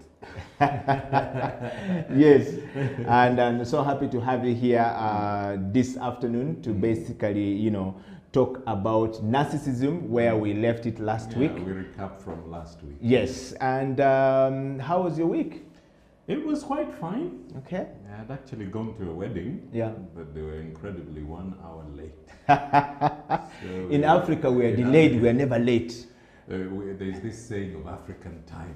Yes. And that is also another thing of narcissism. Yes. Your ability not to think for others. Okay. You know? I never looked at it from that point of view, by the way. Remember last week I used the word selfish because it's hard for Africans to put their mouth around the word narcissism. Yes, because it's looked at as it's all as a problem. Not yes, us. yes. You see, with narcissism, it's always about me, not us. Yeah. And so whatever we're doing, it's about me, me. Yes, yes, never about us. We. Okay. I just want to start the show right away, and this discussion is really key for us. From wherever you are watching this program all across the world, we want to say thank you very much and welcome to the program. This program talks about the wisdom that the elders are supposed to impart or impress upon the young people. And Generation X and the millennials, and of course now the baby boomers, as we say. Our parents. Yes, we want to know, first of all, starting from there, the different description that starts from our parents to your generation and then the generation of ours. Yes, exactly, and getting there. So let's start from there. Let's go back to the actual. It's called tradition. Anybody before 1946 is from the era of tradition. Then after World War II, people were at peace and there was a lot of procreation. That's when you ended up with the baby boomers. Yes. Yes. And then the baby boomers gave birth to us, the Generation X. Yes. Generation X, you're looking probably from 1964 to, let's say, 86. Okay. For me, that's the way I put the barrier. Okay. And then for me, I'm looking at the millennials, the ones who approach this new millennial of ours. Okay. Yeah. So where would you place the millennials? Which area would you place the millennials? Millennials from, let's say, from around 86 to date. Okay. Yeah. Now the Generation Z are a funny category. They're from basically around 96 to date. They are called Generation Z. Z. Okay. Z. We're British. Z. Okay. I just want to. So where would you place me, who is born around 1982, 83, 84? Yeah, you're definitely a millennial. Wow. So that's how I still fit in the millennial category. You're the people making possibilities happen that we never thought of. Yeah. You're the ones who, for me, the invention of the word thinking out of the box was made for you people. Yeah. You see insight into things that we, who were spoon-fed tradition by our parents, but they actually never partake of the traditions. You're not structured. You are communal. You have amazing empathy. For me, I feel so bullied about the parentage, what we call the patriarch society, which was instilled in us. Okay. That's why we enjoyed partying too much. And partying is basically what the narcissist. Yes. Hedonist is somebody who just looks out for the party. Where's the party at? Remember that saying? Yes, where's the party at? Let's go right now. And then everybody's just going, the weekend just continue. Yes. A hedonist society, a narcissist character burns candles on both sides. Okay. You don't really budget for anything. Okay. Okay. And the whole point of calling something like a religion, it's like it has become part and parcel of your life. Yes. and it's all about what we're going to do for the weekend. Okay. Yet traditionalists would have their traditional granary, okay, where they would look out for the next season's yes, crop, yes, seedlings, yes, yes, and they saving society. Surprisingly, your people have started saving society that culture that we don't. Yeah, and sometimes for me, I believe it's this thing, living for the day. Others say, no, the situation in the country made it permits such, this, so yeah, therefore we can like, just, you know, go on and... Yes, yes, you know yes, that yes. type of Yeah, thing. yeah. So I've basically tried to explain them. We don't want to categorize people, but psychologists have done so. Okay. And social anthropologists have done the same thing. Okay. Trying to explain the generations. Okay. Yeah. Jaffa, I was having a conversation with an older person from the generation of your father. Yes, please. The traditionalist. Pre-46. Yes, pre-46, yes. Yeah. And he said something very fundamental. So we're having a discussion. He says, you know, and he's from the 1986 class of the 27 guns, the NRM. Okay. Yes. And he said to me, he says, you know, we're having a discussion in the gym. And he says, you guys are very difficult to understand. He says, the millennials are very difficult to understand. Particularly the kids we never thought they were kids. When we came to power in 1986, we never looked at the kids who were born between 1982, 81, 82, 83. Because they were not important for us. We looked at the people who were 80 backward, who would be 40, 40 something, 50 now. That we focus on that. So we just woke up one day and we found those who were 35, 36, have a different mindset altogether, and yes, and they are trying to mentor, you know, go with mentorship, which not what we had when we were growing up. So we missed the gaps. Then I was like, so you mean you actually forgot about me, that I exist, you the traditionalist? And so there are this, I don't know. So when he talked about that, it brought me back to the old days of thinking, and I'm looking at how my father used to tell me, the things my father used to tell me, the things we used to sit down in the fireplace and talk about, and I realized that they would make us, for example, in about 6 o'clock, 7 o'clock in the evening, they would make us drink tea, then they send us to go and look for cricket at about 6:30, 7, up to 7:30. We're chasing cricket, running around the compound. It never made sense. For consumption or to stop the noise? They said you bring it and you roast it for consumption and stuff like that. I think it was to stop the noise. Yes, so I was told later on, my father said, one, that was meant to stop us from urinating in our beds or peeing in our beds at night. So when you take tea, they make us go and become active, so then we pee, and when we come back to go and sleep, that's how they ended up peeing in the bed of children. So stopping it. Yes, stopping it. So I was like, that's what this thing was about. Says, yeah. So this would come under fireplace and stuff like that. So and that seems to have stopped. I meet children who are still wetting beds at 10, 9, 12. We stopped like when we were like really young. So was that the case at your time? Let me explain something he said very fundamental. Yes. If you came in with the, remember the move to the left in the 60s? Yes. A lot of our people... I just saw the videos. I wasn't there. Yes. All I'm saying is, all the people who received power in 1962 yes. pushed the agenda of move to the left yes. in 1968. Okay. Okay. In fact, there was a challenge to my father. Yes.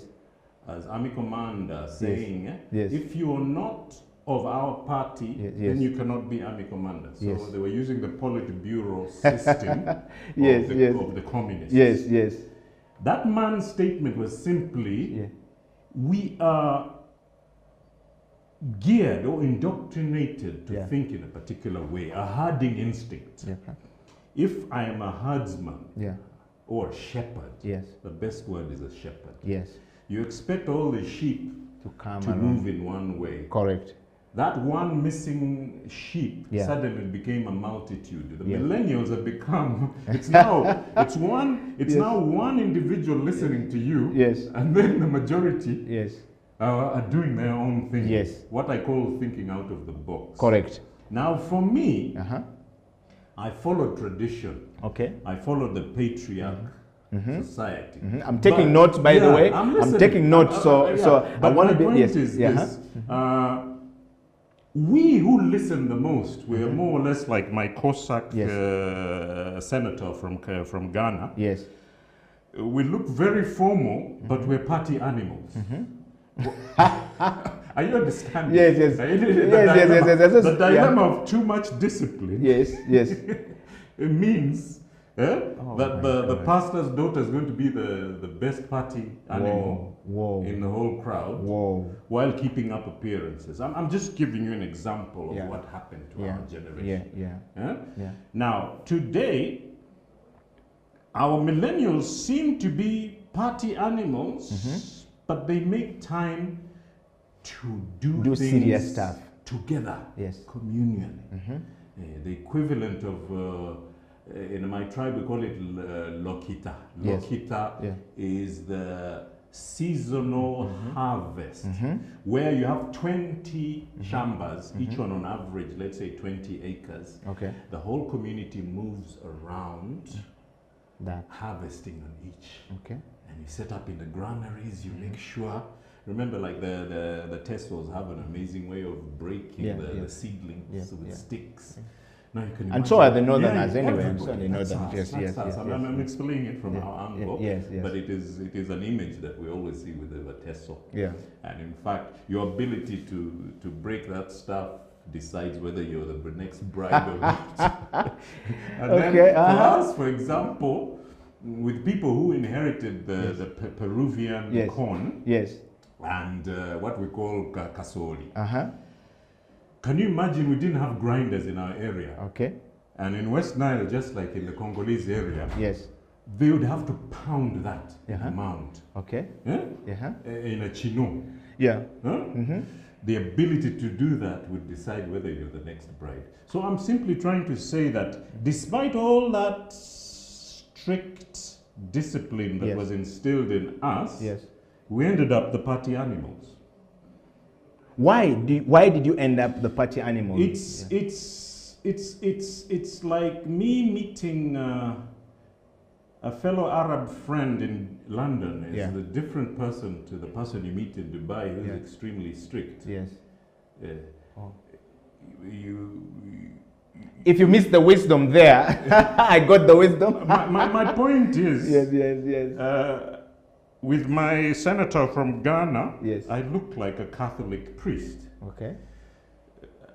But what if it's just keeping up appearances? That's what I mean by a narcissist or hedonist mindset. Yes. You look for that opportunity to release the so-called confines of restriction. Yes. Restriction could be a dictatorial government, it could be... Do you know the tyranny of our kingdoms? People don't realize. From the time of tradition, there was actually tyranny in villages where the chief was insurmountable. Okay. They were the most important person in community. Okay. Then we come to a point where we gain power. But the same leaders still think like the chief or want to be a kabaka. Okay. Then we've gained democracy, fine. But democracy now is based on I scratch your back, you scratch my back. Yes. Remember the days of soap in the evening, sukari. Yes. Now our children see this. Is it about a monetary gain, or am I doing it for myself or for society? Okay. So our progression in terms of society has decided that. Okay. I know I've sounded technical, but I've tried to show the progression. Yes. And unfortunately, those who gained power from the colonialists have the very same mindset of me saying, we're on holiday. I can end up in Club Tropicana, or our children in Ange. What I mean is that need to end up at steakhouse or wherever to have a good time. In England, you noticed how it was by 6, they were always in pubs. Yes. And they're like, Jaffa! You don't Yes. call me like Yes, yes. Jaffa. And it's still going on to this day. Yes, Jaffa, yes, aren't you coming with us to the pub? Yeah. I'm like, what? I'm a Muslim. Yeah. So like, oh, you're boring. Yes. You get not sibling rivalry. You know, when your community forces you into doing things that it means you're going with the crowd. Okay. You're moving with the crowd. Okay. So basically, you're saying you don't have a control of your own self and your own mind. You're overly influenced by the situation around you and the people around you. Yes. Especially the people you value the most. Okay. Now, we tended to value families. Yeah. You millennials. Yes. I put you in that category. Yes. Value your friends. Yes. That is actually very true. I value my friends because my friends have been there for me whenever I need them. They're supplementing what the parents Yes. cannot give. Yes. And the parents don't even realize they've become absentee parents. Yes. Huh? But it comes from that me. Yeah, and we see that in our situation today when the dad has a business, a family business. Dad built this business from scratch, or dad inherited it from grandpa, and the business is running today. But dad is now 50, 60 something. Dad is still waking up, to 54. go to, 54, 55. Dad is still waking up in the morning to go and work. Dad doesn't even want me to stay nearby. So most of us have sort of like decided, you know what, I need my own thing because so that I can show daddy and everyone that it is for all of us. Not for, but daddy is saying, I can't trust you, I can't give you this. So, and I keep asking, isn't it okay for daddy to say, you know what, let's start working with you and handing over this thing and moving forward. Yes. You've pointed out a very important thing that helped me. So businesses are difficult, everything is difficult. And I'm talking to the first son, this is the first son of Jaffa Salongo Jaffa Amin, is the first son of the former President Idi Amin Dada, the field marshal. So we're talking about the first-hand experience of you being in the State House, and now the life you live in my area here, who has never been there. Yes. An opportunity came to me to work. Yeah. It's a funny thing to say. Yeah.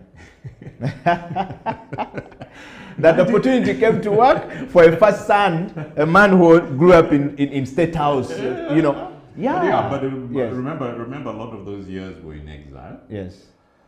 But I came back in 1990. Yes. I languished. Remember the culture clash I was talking about? Yes. But then I got to a point where I got a job in 1994. Yes. It's the strangest interview I've ever had. It was the first and last interview in my life. Where Let me explain. What happened? Let me explain. Yes. Go ahead. One of my aunts finds me digging. He's like, Jaffa, since when does so-and-so's son dig? No.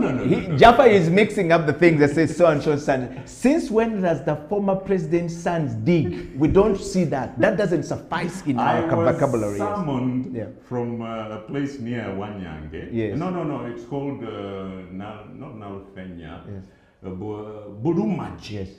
That is the place of some witches. It's called Burumaji. It's a funny word in Luganda. It's a place where the whole place is roamed by night dancers. Yes. They're like, what is our boy doing there? They just come back from Congo. Yes. And so she summoned from there. I said, I think life has come to this. Yeah. I said, no, come over. Where are your documents? They're here. Now go to your junior mother. She's from these people. She was from Kashari. Okay. So saying this, go for your junior mother. Yeah, who's from Kashari, from the western part of Uganda. Yeah, from the people in power. Okay. And I go there. It says, Jaffa, on Monday, make sure you're here by 8. Yes. No sleeping, no watching television. You love your television. Yes. You know, with cable channels in the UK, in the US, you get addicted. Yeah. Today we're addicted to our phones. For us, it was cable channels. Yes. So I made sure I was there. Okay. In your smartest clothes, I put on my Charles Jordan. I put on my Some wonderful names from the 90s. Yes, yes, yes. And I was there. As soon as I entered, the gentleman started saying, "Lulu, tell me about yourself." Yes. I'm talkative just the way I am now. Yes, yes. And he was listening to the clipped accent. He kept laughing. I said, I stopped. I said, no, continue. I'm just enjoying your story. But you've gone for a job interview. That is the interview in progress. Oh my God. Okay. We were talking. He suddenly, his name was Spencer Kabugisha. He said, report at 8 o'clock on Monday. Yes. I'm like, that's it? I got the job. That's it? I have the job? He said, I jumped up. I did almost a 40 feet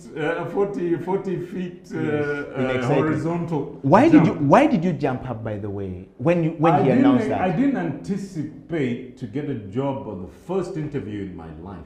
But you were the son of a former president. No, he didn't know. Oh, he didn't know. He didn't know. Okay. He was just this accent, this deep voice, funny. Yeah.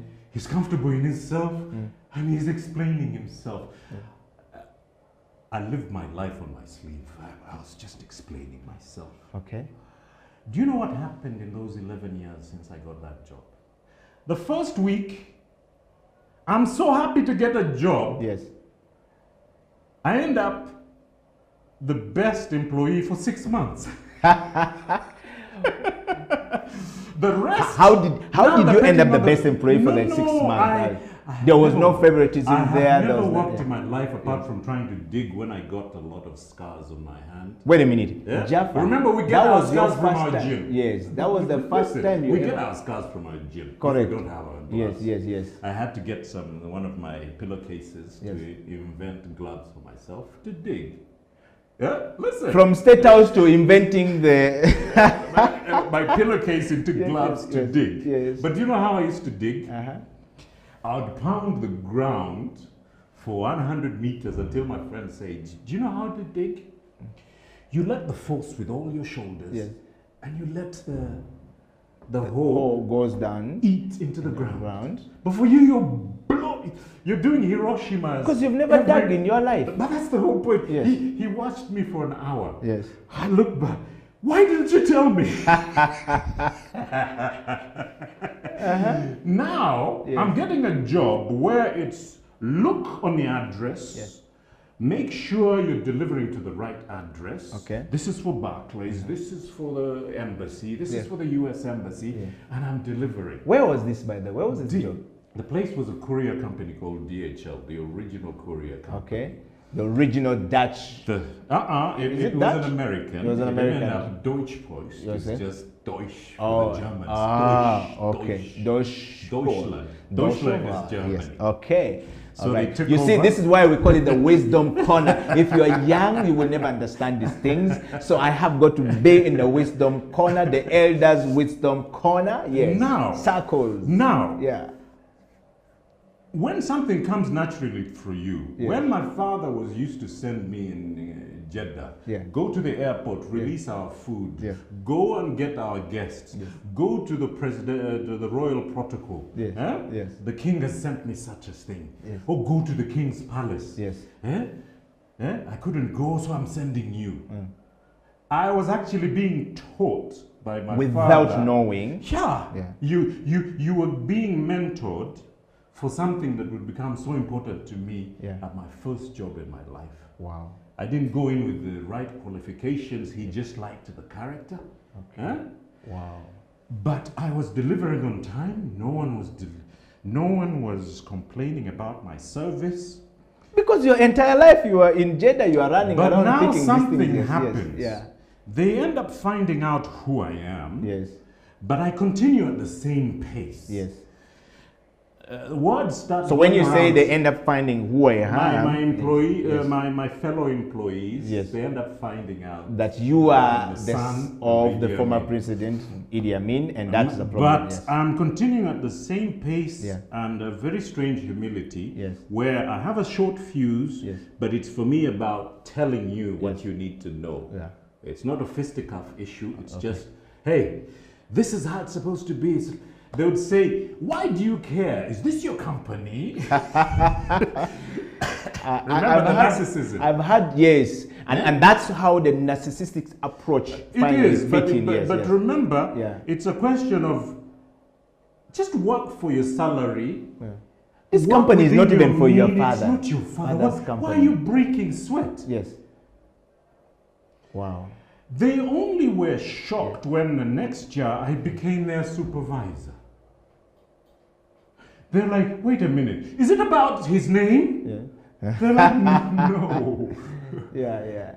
For me, it was about delivering. Okay. So I ended up with a work ethic. Yeah. There's no difference between DHL and military service. Yet I've never been a soldier in my life. But the discipline. But you live within the discipline. The barracks with soldiers, yes. I'm simply saying, no, if you have a father who's a field marshal, yeah, and he spent 17 years with the King's African Rifles, and then he was the head of the military, there's a certain discipline that is instilled in a character. Okay. But one would think that you will be a spoiled brat child because your father is... I was a spoiled child for being my grandmother's child. Okay. But not for being your father's child. Those two things are very different. I hope you understand that. They're quite different. Yes, By the way, there used to be a complaint in the family. Yes. We had the famous Moses. We had the famous Mwanga. Yeah. He's a favorite. Yes.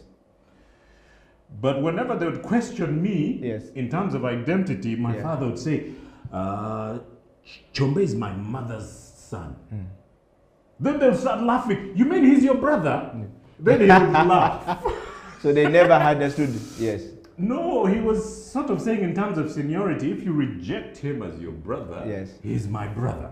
Okay. He was trying to put a veracity in them to understand that. So I want to take you there just before we go for a break, Jaffa. Before I lose the train of thought of you saying that you were your grandmother's best son. I was son. his son. You know, and then grandmothers inherit. Yes. For example, during the AIDS pandemic, forget about COVID, the real pandemic in Uganda, because COVID has not really reached Uganda. Yeah, COVID has a lot of. COVID has a lot of. I'm not going to go it has a lot of discussions, commercials and stuff around it. But in Africa, we were touched by AIDS. Yes. And mother and father died and left orphans. Yes. A lot of people out there understand me for being grandmother's child. Okay. Because of being an orphan. Okay. Especially by the AIDS scourge. Okay. That's wisdom right there. If you picked it, you picked it. Because it happened. Yeah. For me, it was by the sake of a large family, and if the first wife, the chief wife, will not accept the child of the sister, because it used to happen. You know, the Isaac Sarah scenario is very African. Yes. Whenever I read the Isaac Sarah Hagar Sarah story, and Ishmael's story, it's very much it's very much the African setup. Okay. For the wife at home to accept the sister's entry into the family, it becomes issues. So we ended up with the grandmother. Okay. I'm trying to explain. Jaffa, so you are saying that you were your mother's sister's son, who was also the wife to your chief wife. The chief's wife. Yes, the number one. The number one wife, but then your dad decided that I'm going to end up here as well. We're becoming personal here, but sometimes society, especially African society, if you give birth to 5, 6 daughters, you've never made the cut in African society. Yeah, I've heard that before. Yes. Today, my wife has 5. My own mother went through that whole stuff. My wife has 5 boys and 1 girl. Can you imagine the status she has in my tribe? I know what. Wow. Yes. Wow. Now you're talking. Yes. Now you're talking. Yes. So the pressure of the chief wife was having girls. Okay. Until 69, when the favorite child arrived. Wow. she went through hell to get with to the that very point. same grandmother who was looking after me. You see, your sister gave birth to this a one. boy, Yes. a man child. So it was always Pressure. a tormenting pressure for It you. is- Yes. Every African mother goes through it. Yes. Forgive me, our beloved mothers out there, but that pressure is insurmountable. You My can my never- own mother you went can through that never- problem. Yes. My own mother ended up getting pregnant. I would understand. I think 13 times just to look for a boy. That is it. And if my father had not stood strong, perhaps against the opinions yes, of his opinion family. of his family, it would never have been, because they made life so hard for her that the first child she got with my dad, I think it was bitten by a snake while he was fishing. sorry. And then that messed up my elder sister. So for me, my elder sister is my mother now, because she went through hell on earth just to be accepted. Even when she was married to another person, where she went, the gentleman couldn't give birth. I was told the story. It's very young. My sister is almost your age, and so she couldn't give birth. And then they sent her back. In the African traditional society back then, if you sent back with a letter to your parents, I was meant to understand later on that it means you are useless as a girl. So until another person comes and marry you, that gentleman who married you cannot actually go back and bring you back. Yes, and get the dowry or even bring back. So because of that, my mother suffered the stuff you're talking about, and I would like to pick the wisdom from here. She ended up with many girls and very few boys. In fact, she survived with only 2 boys who are alive today. The difference between me and my brother is very huge. Yeah. My brother is almost your age, headed to retire sister. from this. And your sister. And my sister is actually older than you, I've just realized right Yeah. now, way older than you. So I'm putting these two together to just say, that whole thing of you must give birth to a boy. If you don't give birth to a boy, you're a useless woman, you're everything. It's been going on Forever. I mean, yes. It's what I call the tyranny of tradition. Okay. Yeah, the tyranny of tradition. Why do you tell me the tyranny of tradition? It's total, it's absolute power. People don't... remember me saying something that might hurt others. I'm like, yes. People don't realize that our cultural leaders were tyrants. Forget about the yes, you songs said of it at the beginning of the 70s. show. Yes. My father's image as a strong man, today our leaders still considered in the same category as a strong man. I don't like using the D word. Yes. That's enormous authority. It's the equivalent of our favorite principles, what we call Eddie Master in Uganda. In fact, that name was given to my father in a derogatory time. When we were running away in 79, they're like, Headmaster, do not forget your coat. Because his time had come to go, yes. The image and the strictness of him was very much what we consider with our headmasters. Wow. But I'm simply saying that tyranny is simply absolute power. And believe you me, all those girls succeed better than us. You've noticed. That's true. And they're the ones who remember the very same father who was tormenting them in the family as Garcia. I'm not saying it happened in my family. I'm simply saying society viewed every girl child as useless. Yet they are the most important and the most they've given back to society and their communities more than we will ever. Boys. Yet the boys ended up with that narcissist. Now, by the way, tradition feeds on to the narcissist. So I want you to break that down quickly before we go for a break. We need to have some coffee break, but I want you to break this down quickly. How does that feed into the narcissism approach? You call it the narcissism has become the religion in 2020. Me, the very same person who expected the sister to go to the water to bring the water home. The one who'd come from hunting and say, "Where's my food?"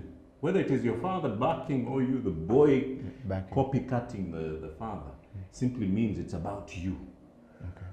We provided the antelope yesterday, didn't we? We went hunting yesterday, yes.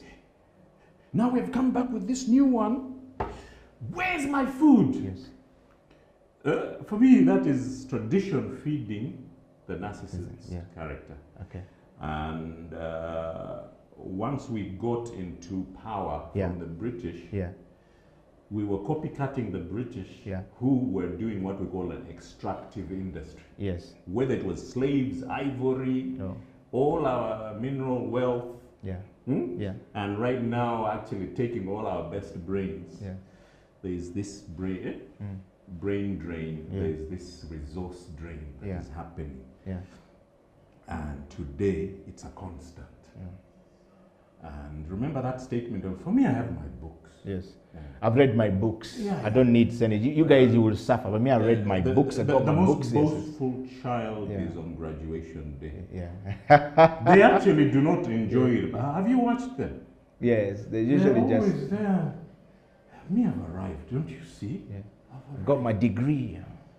It's an amazing moment. I've got my master's I and my always PhD. watch it and I'm like, until they call you the old man who's going to give the person what? So you're saying after all of this, we still come and says, Daddy? No, not you, the parent. The parent always brings somebody who's an influence. Yes. The influencer. The influencer who's going to job placement moment. Yes. Would you call that moment a wisdom moment or not a wisdom moment from that? It is an eye-opener moment for that, the arrogance you see in your child at that point. Okay. My son will graduate now by 2022.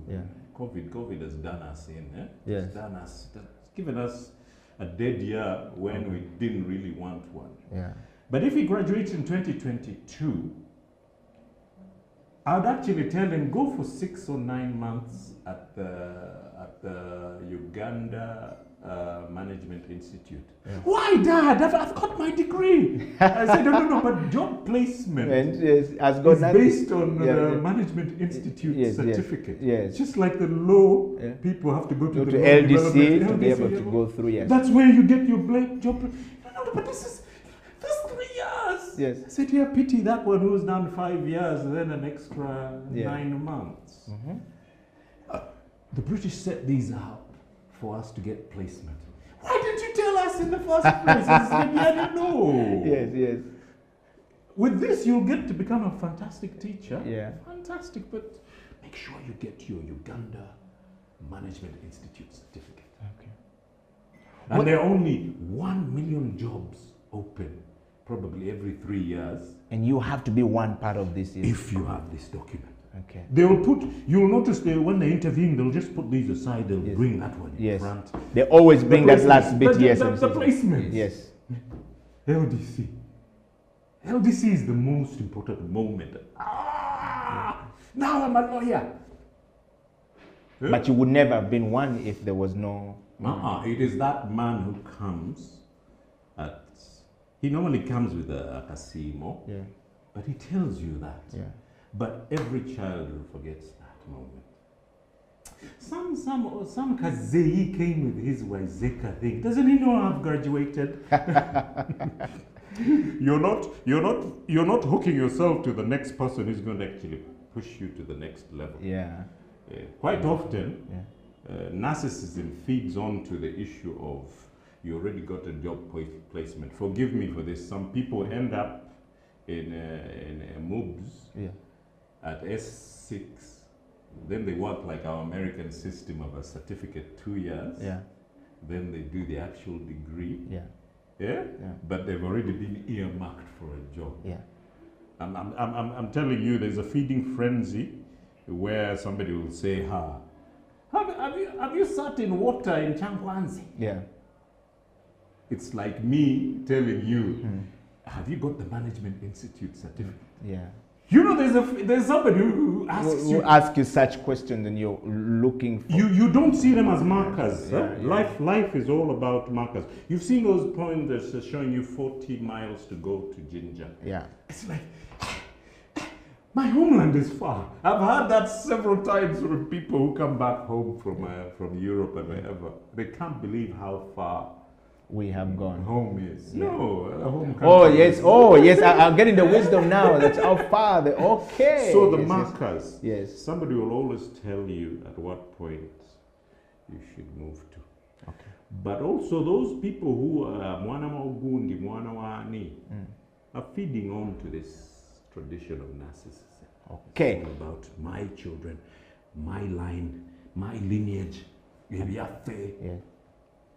That is all feeding frenzy. So that's the narcissism. I'm not politicizing. No. You are right, because I've actually been asking myself, because I work with people. They're always about my money, where is my money? And I'm like, it's not about your money, it's about satisfaction to the client that we're serving today and the society we're serving today. Have you fulfilled the mandate of serving the client effectively and having this? Money will always come, but we always have. So it's not about politics, about just the way we demand for things, even when we don't deserve it. Let me give you an example of that. Yes. When I did 1 year and disappeared on the streets, some secretary in a bank saw a new face. They're like, where is that man who used to cross the Kampala Road with 2 steps? I was so quick. 2 steps, this is because you're tall and you're long. They won't see my speed. Yes. Do you know that we walk very fast, people from England? Yes. You notice how you slow down? Because their life is fast-paced, which is different from here. When I got to London, yes. I was being knocked by people passing me. By Jove, excuse me. Hey, mate, come on. We were too slow. So I have a boy called Diwato Chom. Can you tell us if this is what is happening to you in Swansea? Now, the speed. Yeah, the speed in London. So I'm waiting to see Diwato Chom come back to Uganda and walk like that. I came to Uganda with an Audi Quattro speed. Kankanan. Remember the Kankanan rally driver speed? Yes. That's what I came back to Uganda with. Yes. And I got a job. Yes. And I was on double turbo speed. Yes. And I shot up. So people were remembering me for the service. And it became an accolade on your name. My God. Now, after 4 years, I become the senior manager. People are like, does he go to the water? Agenda kumazi. What does it mean? What is the mission of going? Oh, going to the water is superstition. You go for witchcraft. I looked at this is really the wisdom, like, circles, the elders' wisdom circles. Yes. I was like, I'm British. What's your problem? Yes. Now, after 4 years, I become senior manager. They're like, no, she today. Yes. I would actually find funny fetishes on my chair. I'd pick it up, and then Northern style, I'm like, hey, I come from the elephant's clan. My grandmother is a python. Yes. My mother is the beautiful bird, Nyonyi. Yes. And she's also has the kabiro of the leopard. Yes. There's nothing that will happen to me. Ladies and gentlemen, hold it right there. Hold it right there. We're going for break. Yes. It was pure to Nigeria, but I was using a British accent.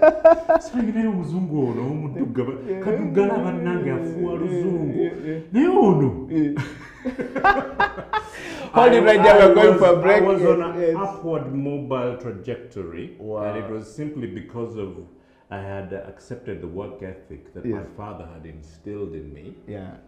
And I was actually utilizing the same skill setting, but I was actually marking time. I was like not at full capacity.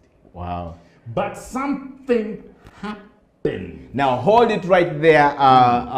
That's something that happened. We're coming back for it. This is the Elders Wisdom Circles with the one and only Jafar Raymond Amin, the first son of the former President Idi Amin Dada, who lived all his life in glamour and everything glamour and finds himself on the street walking fast. Ladies and gentlemen, we'll be right back after the break.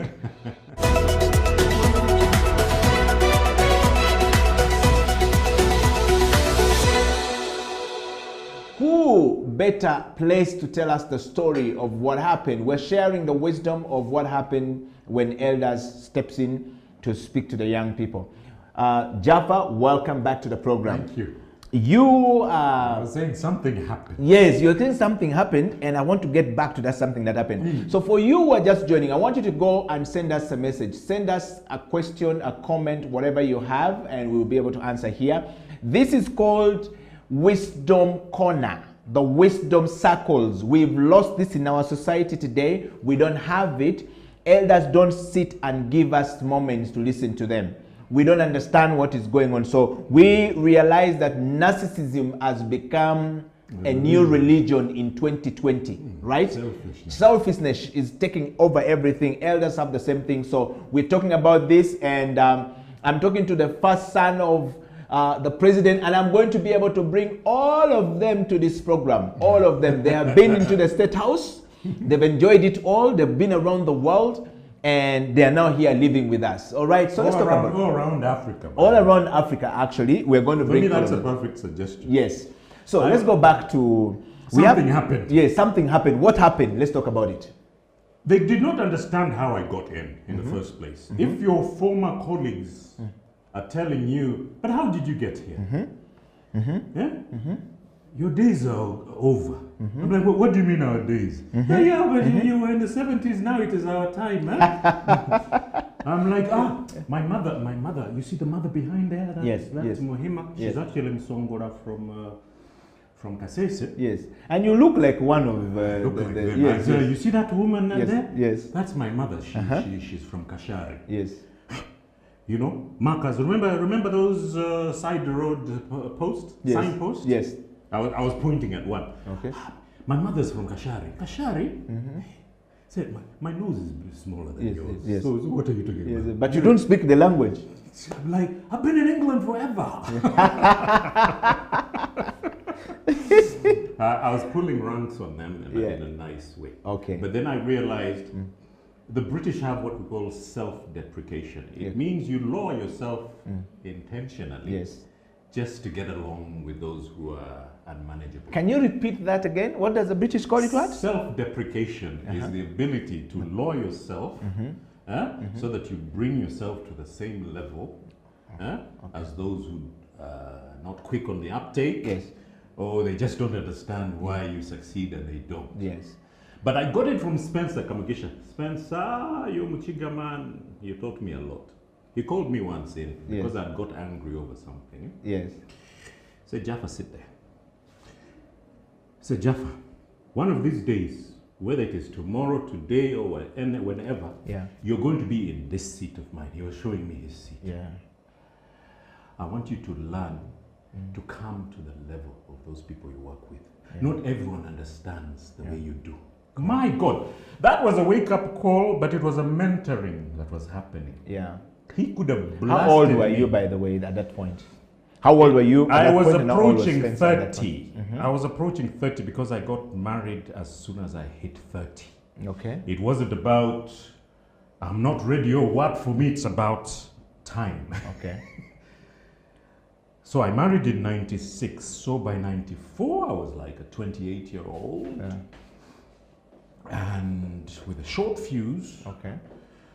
But the best employee. Okay. In the business.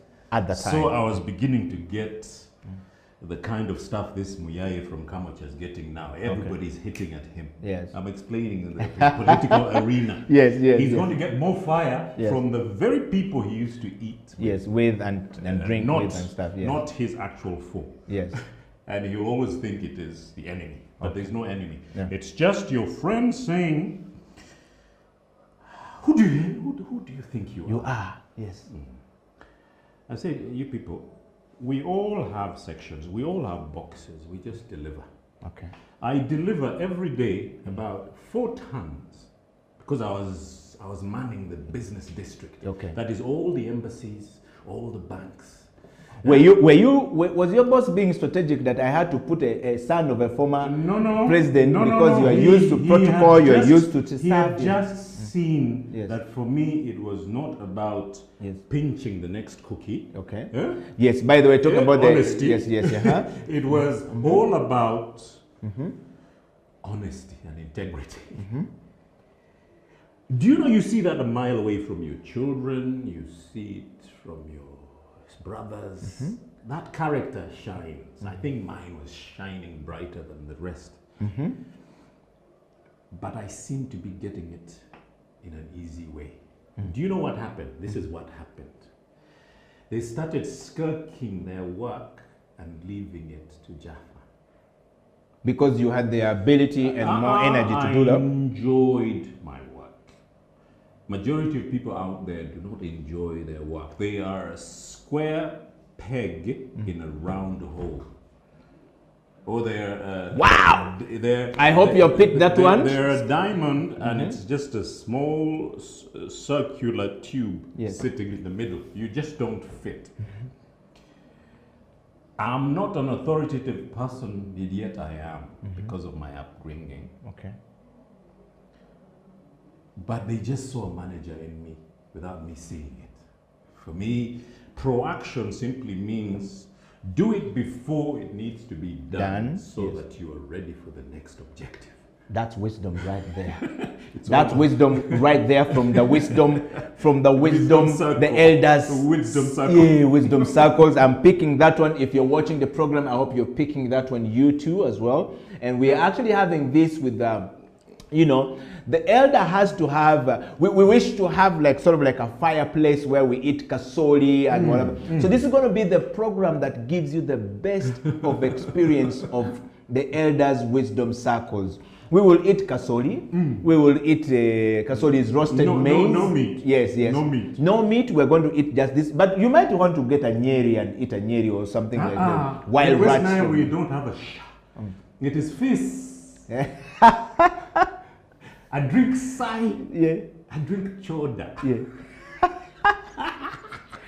we mess around with the pronunciation. Yes, yes. Anyway, so let's go back to this. So did they see you? No, they ganged up to me in a sweet way. I ended up burning my candle on both sides. Okay. I was on gear Would you say 3. Would you say that you were not wise enough at that point? No, I was saying, let me show you. It's like me dunking on a 7-footer. I'm 6'1", but I have the capacity to dunk on anybody. Yes. I'm like a Spud Webb who was 5'7". Yes. He was a short man who could do incredible dunks. Yes. And not many people remember Spud Webb, but I ended up with what we call where your motor neurons stop. We call it burnout. Yes. I had now been promoted to air operations. Everybody was leaving everything to me. And one day I was on the computer and what I was thinking was not getting to my hands. Okay. And it was an urgent report. And my mouth was beginning to stop. And I'm like, Patrick. Now Patrick used to work in the place I got him in. He became my #1 person who was with me on my side. Okay. And his father, by the way, was the one who designed the UCB house. I never call it Chum Towers, it's UCB house. But even me, I call it UCB house. Yes. Mzee Nsubuga designed it. Okay. And we were getting, I got he was actually a 6'9" tall young man. Okay. And I was just like, Patrick. Yes, sir. He calls me from the other side. He was actually a supervisor. I'd made him a supervisor. Yeah. Just to make sure things were okay. Yeah, we're yes. Yes, sir. Whatever I'm thinking is not getting to my hand. I think I'm getting what we call burnout. And I use the proper word. Yeah. This is burnout. Yeah. Can you get me home? Now, Superman had finished, gone, done. It's like Iron Man. It's like Iron Man getting the whole son of Amin, the great man, the Jaffa, the giant. Man who thinks this is his company has ground to a halt. Wow. Had ground to a halt. You know, falling to the small man and asking Patrick to take him home. Yes, yes. Do you know how you do the gym? Yeah. My gym was takeout. Yes. Dance from 9 to 4 in the morning. That's another story for you. I'm bringing that in the wisdom circles of how I met Jaffa, Armin, but my and point how he is used to dance, the electric man. Yes, but for me, that was my gym. Yes. that was my releasing this pressure. Okay. That I learned from. Yet many people burnout. misunderstood you for being so low and stooping so low at the time at Stakeout because you were dancing crazy. They didn't understand what was going on for you. But I was the best dancer. Yes. But we used to ask ourselves, how can a whole son of a former president go low? The boss of the DHL. The boss of the DHL. It was no longer my past. Yes. It was present. I was the boss of DHL at the time. Above me, there was only the country manager. Yeah. I was the top man there. Yeah. Then they realized, I'm not here to play. I'm not here to drink. But I dance my music. And Akibua's son was the DJ. Yes. Tony Bua. Anthony Bua. Yes. Akibua was. Where is Anthony, by the way? We're together in Mutungo. Okay. We're both on the same hill. Okay. This country is known for two names, Akibua and Idi Amin. Yes. In terms of name checking. Yes. But my point is this. Yes. When I came back after 2 weeks, I started that regime. Rather than gym, Friday, I danced the hell out of the place, go home and rest. I'm ready for Monday. Okay. And I learned that mentorship. And they told me, Jaffa, learn to teach the next person who can help you. Okay. I see you're very comfortable with Patrick. Identify another 4. Okay. So that you have 5 people who at any notice can be able to replace you at short notice. I learned that mentorship, and they've taught us that when we're hunting. They taught us that when they taught us to shoot the gun. we did. Nowadays I see fashionable people going to do target practice. Demystifying the gun is fine, but these are the things that your parents teach you, whether it's to hunt, how to protect yourself. And then I managed to teach, I believe, 5 people to do that. Okay. In 2005, I decided to resign. It wasn't a forceful resignation. It was simply my brain started saying, what have you done for your community? It's not a political statement. For me, those signs of issues of reconciliation, because I was meeting people with those same questions. Why is he having a good life and we didn't have? Yes. You know, you get such right. Yes, his father did this to us, this happened, You either become a victim or you victimize. Yes. Those are the two, It's actually African, it's happening everywhere in the world. Now, sometimes you would want to be like a lot of people are doing. It's like you love your chicken, you know you're on a stage, so if you get 20,000 crowds, how easy is it for me to get a constituency? I'm trying to give you an example of my Kamacha son. Yes. He's beginning to realize how tough it is now. But if I can get a crowd of 30,000 to come and watch my show, how easy is it to try and convince them to move a crowd? It's a different mindset altogether. And not always going to be very successful. Of course. Because pushed by certain things. Believe you me, when I started reconciliation, what I call community work, people are like, no, he wants to be a leader. Nah, this man is trying to get a platform for his politics. I'm like, my father was not a politician. I'm never going to be one. I might become a brigadier general somewhere, but I would never become a politician. You would not want to hear the straight talking that I'll tell you in parliament, without profanity, without abusive words. But I'll be able to tell you what needs to be done. Is this, But you do that in community work. My wife did not understand it. My children are like, we've gone down a notch. We've gone down a notch because I was upward mobile. But I said, look, sometimes fulfillment comes from unexpected corners. If you Google me, I've basically taken up my father's 2 million hits. You know, they're very strange statistics. Mandela hit 60,000, but Idi Amin hits 2 million. Yeah. Just by name search. And I've practically inherited that. How I use it is what the politicians, the security people, or marketeers are like, but doesn't he realize how easy he could earn from his name? Yeah. I said, I do know, but it's what I do with the name that matters. Yeah. And that is the most cherishing and fulfilling thing I've been doing since 2005. Wow. I just want to take you down as we actually wind up. The show is coming to an end today. The Elders Wisdom Circles is coming to an end. But before we bring this to an end with Jaffa, at some point people felt like you were running mad. In what sense? You used to walk and talk alone. And did that happen? Yes. At some point, you'll be walking and talking alone. And this happened at some point towards 2009, 2010, Did that happen? 2012, yes. I would think that you were always meditating while or thinking in your mind and walking and doing your stuff. But a lot of people say, Jaffa has lost it.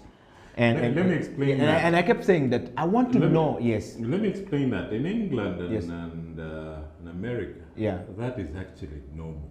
Yeah. It's actually normal. I found myself doing the same thing at some point. No, we do it. I found myself doing it myself. Voiceover. Yeah.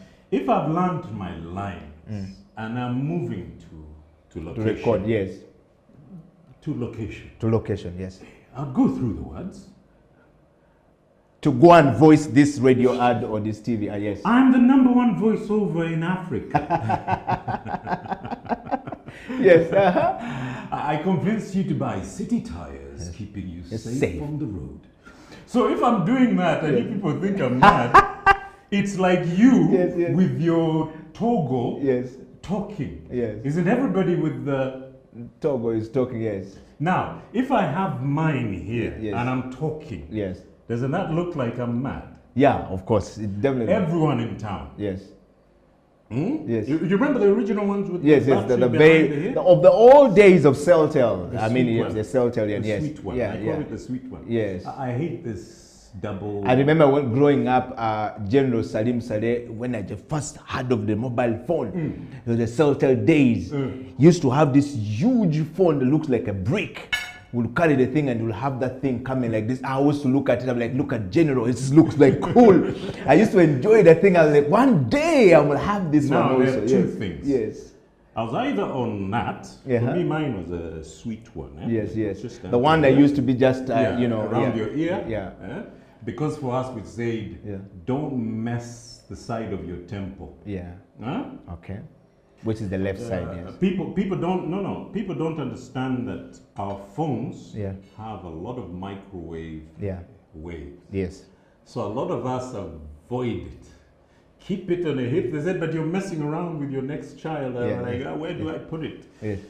I'd rather hit on my hips and I'm talking. Yes. Or somebody saw me talking and I was heading to the next record gig. Yes. We call it a gig. The gig, yes. But believe you me, in Africa, the reality of depression is existent. Yeah. You reflect and you discuss the implications of your past or your future. Okay. And if you saw me doing that, I think I'm the most normal person, because the only way you can judge somebody's state of mind normally, the hygiene goes south. Yes. Now, if somebody is totally smart, yeah, you can't question the mind. Yes, of course. But I've always been British. I succeeded in Uganda because of that. Okay. It is normal there. Okay. It's not normal in Uganda. Yes. So I want to say this. You say you've always been British and it's normal there, it's not normal here. I just have a very simple question to put to you as we wind up this interview. What did it feel like having been in that life? I will keep taking you back to that life, having been in that life of the first son and what it feels and the wisdom that you find. Please take a sip of coffee that your father kept giving you guys and stuff like that in your own words. And now coming down to this whole situation that you went through, the narcissism that you say has become a religion of us going, and you started experiencing this thing like way back in 1990s and it's still going on and it's becoming worse in the 2020 as you talk about. What did it feel like, you sort of like losing everything, being in the exile and coming back and starting all over again? But we haven't lost everything. Yes. Everybody has a status they look for. Yeah. I don't have a sense of greed or an urge to accumulate. Okay. That is the character of Jafar Amin. My brother can pass me by with a hammer or Mercedes-Benz, and that's okay for him. Yeah. We live in the same town, the same city. Yeah. I'm a community-based person. The same thing that took me to the village was me saying, what am I giving back to society? Yeah. I have a low satisfaction level. Narcissists don't. They want everything, and it's about accumulation. Yeah. Yeah. They become like the British magpie. Yeah. The magpie will steal every Rolex in London, and you'll find it in the nest after 50 years when they decide to cut the tree because they were making a new highway. Yeah. I'm just giving you an example of that's another wisdom, deep one right there. Everybody will look for the Prince of Wales lost his Rolex. They'll find it in that tree with a magpie in Buckingham Palace. Yeah? It took it off the coffee table and flew up to the tree. Yeah. I'm simply saying I've never been about want, but of course my children and wife have needs. Yeah. But I told you a very important thing at the very beginning of this show last week. Yeah. Politics of privilege is what you expect from me. Yeah. I can't sing issues of Ebiafe because the day Kabaka Mutesa sold the country down the river in 1875 by calling in the missionaries, we've been selling ourselves short until today. Okay. Now, if you think that privilege has to be to the 9 families, then you're wrong. Yeah. I am totally contrary to the issue of politics of privilege. Okay. People always say, why aren't you demanding your houses? Why aren't you? I said, look, society wants this family to be punished. Yeah. It has become an acceptable norm. Yeah. And I'm not going to lean back and let you. I always have a British saying of do your worst. But you'll find me in the most unexpected of corners talking to the people who matter. Politics of privilege is not my way. Okay. Demanding what is duly mine. Yeah. In 60 children, how far are you going to divide? We've only lost 5. Yeah. 1 boy and 4 girls. Yes. And the rest but the of 55 are fighting over trinkets. Trinkets are what? Yes, yes. And you use the word trinkets quite a lot. Trinket is... Explain the trinkets to us because really, Do you know the first trinkets? In Simbi. That was money, the original money, whether in China, whether in China. Our form of money is in Simbi. Yeah. Cowrie shell. Okay. Those are trinkets. The British would bring wire, knowing that the Maasai just love their wire. They would give you whatever you want, as long as you give them their wire. When the man was actually a Baluchistani, came to Uganda, they used to call him Ebirevu. Ahmed somebody. He brought them cotton. But it was the poor type of cotton called Americani. Yes. It's a very light, what we Muslims use for burial. Okay. All they wanted from us, due to their extractive agenda, was slaves and ivory. Yeah. So they exchanged trinkets for valuables. Okay. Now, how much more valuable will I be standing there and saying, I am the son of Amin, I demand such? Politics of privilege. Wow. Tribes are demanding it as a wholesale. Yeah. In Uganda, it's we first. So, yeah, you first. But I'm up here. Yeah, but I'm first. I'm number one. I'm giving you the whole issue of politics of privilege. Yes. And so how does that fit comfortable? in? Yeah, I am comfortable in my skin. Okay. The day that your life is all about keeping up appearances, then you're wasting You've your lost time. everything, yes. No, you'll always be on that treadmill. Huh? Okay. So Jaffa, on the wisdom circle, on the elders' wisdom circle today, what would be our take home from this topic today that you want to leave us with as the wisdom of the week that I must speak from here and go with? And for everyone who is watching the show all across the world, thank you very much. On Twitter, on YouTube, on Facebook, this is Elders Wisdom Circles, all right, with of course Jaffa Remo Amin, aka Salongo. My take-home point for today is the only narcissist notion that I accept is putting family first. I climbed mountains. I'm the most filmed person in my family. I've written a book. He's questioned my sanity, but I hope I've made sense to you. And the fact is, put family first. At 54, I hope to be able to say, after these 6 months of traumatic COVID-19 challenges, put family first.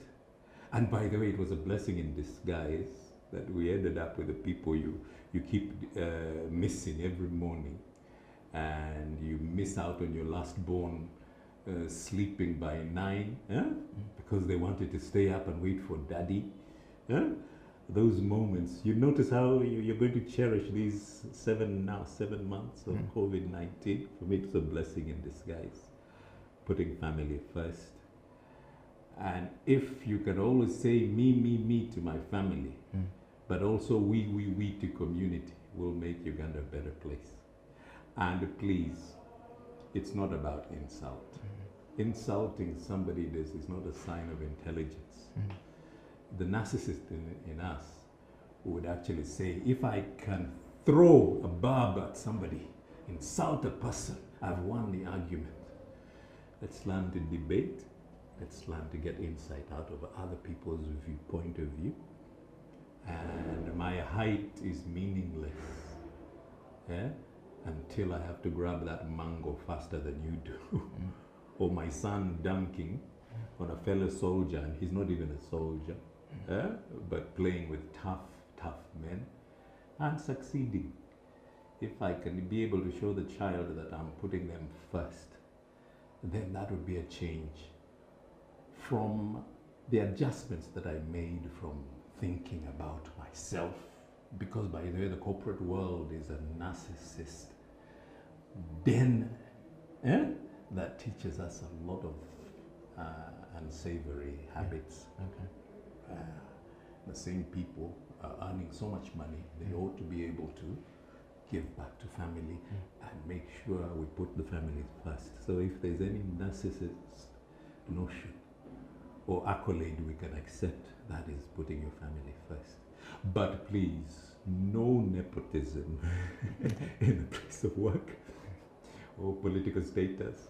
It shouldn't be about politics of privilege, Jafar earning more than others because he was one of the 9 first families of this country. No. I am an everyday people, and I am comfortable in who I am. But I want to make my children proud and comfortable in the pursuit of happiness.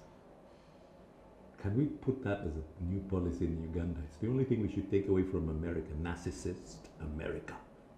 Pursuit of happiness. Wow. Jaffa, thank you very much. Ladies and gentlemen, that has been the Elders Wisdom Circles with the one and only Salongo Jaffa Remo Amin, the son of the former president, the one who saw it first. And he said the first 9 families, the first family, the first the first 9 families. First 9 families. It should not be about politics of privilege. Yes. Yeah. That word is narcissistic at the highest level.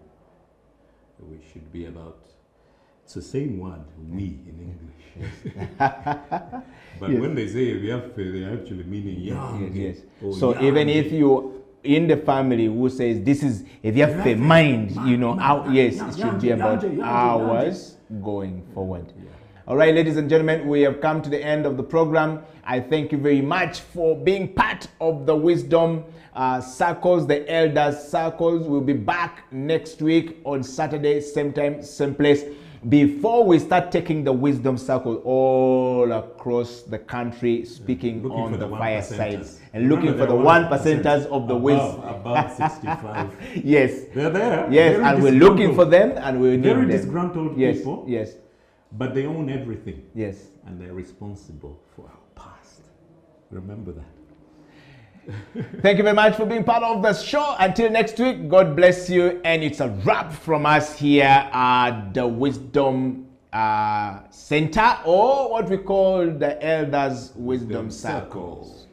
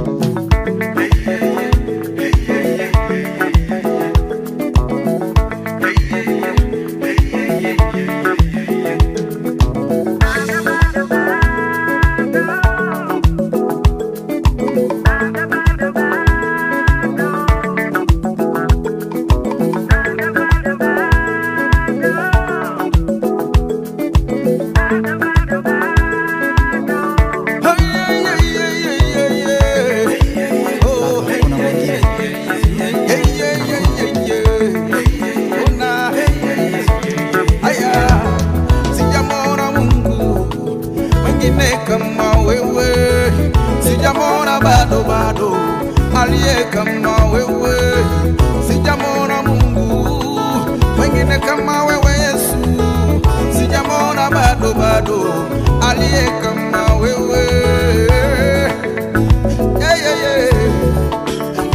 No, sijamona Mungu wengine kama wewe, sijamona bado aliye kama wewe, sijamona Mungu wengine kama wewe Yesu, sijamona bado aliye kama wewe, aliye kama wewe Baba, hakuna kama wewe kama wewe. No.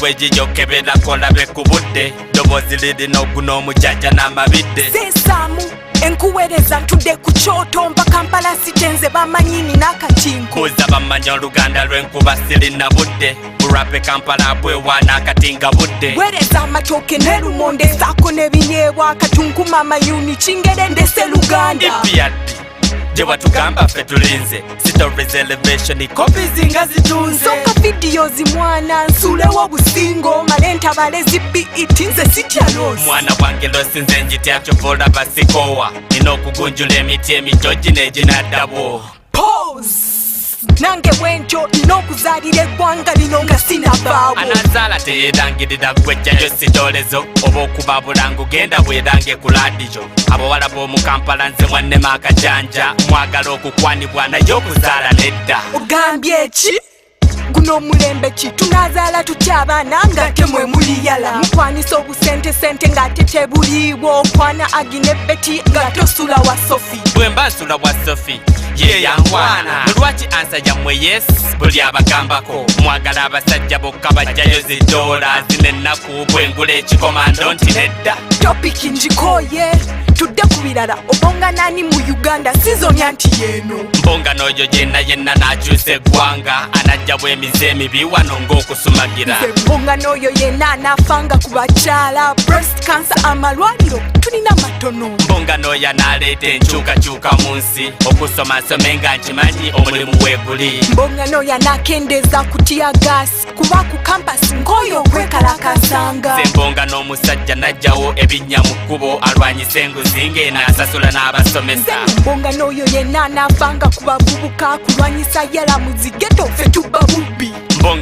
yenna nga masita pulana akoleyo site mu Uganda nga tulina endala mbonga n'omusajja anaafa ku muntu w'ensi akendeeza akabeeyi ka sukaali kake wansi mbonga n'oyo mu nsi yange atatunda bintu kuba mmanyi nti saawa yonna nanga ntundiramu kati gwe bonga nange bonga nange obonge nange obonge nange bonga nange nkugambye bonga nange tobonga n'abayaye bw'oba ojagala okukyusa bonga nange bonga nange obonge nange obonge nange kugambye bonga nange nzikoyo kubonga tobonga n'abayaye bw'oba oyagala okukyusa Seknelese The Royal Highness Drift on the beat Big Mott Peace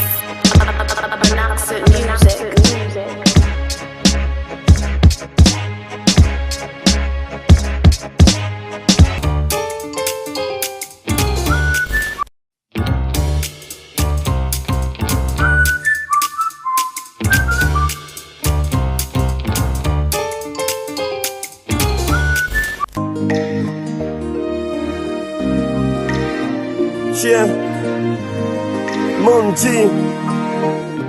A story began. He had big dreams. His okubera superstar. Nga MJ ngo bwala bomukabira. Facebook poster. Ebisawe nga bijula. It was all a dream nga bigi bwe yagamba. But buli we yatuuka nga kazindalo. Nga crowd emwoganira vayo. Yayimbanga yekwese mizindalo anti ku stage bamukubanga zichokolo naye nga champion nalemerako giving up teyakirowoozako. He worked hard natuka ku radio bwe yakola video takyava na ku TV yo kati bwatuka ku stage nga bawugana the same people bamugamba nga vayo bapromota mu kusooka nga basalawa kati ekivulu bwatakibaako tekijja kukwatayo. That's a champion. Kasitobera n'okukkiriza everything is possible if you truly believe. Kyokava omusajja temumanyi yakuba ku buloga kati afuga eskaledi enju eri ku acres 2. That's a real champion. That's a champion. Ono yaviira Masaka Mzei Boy yaweta teri kusoma school fees zabula yapakasapakasa era obusente bwe bwawera 12 ku macanga ali kuzidde Kampala.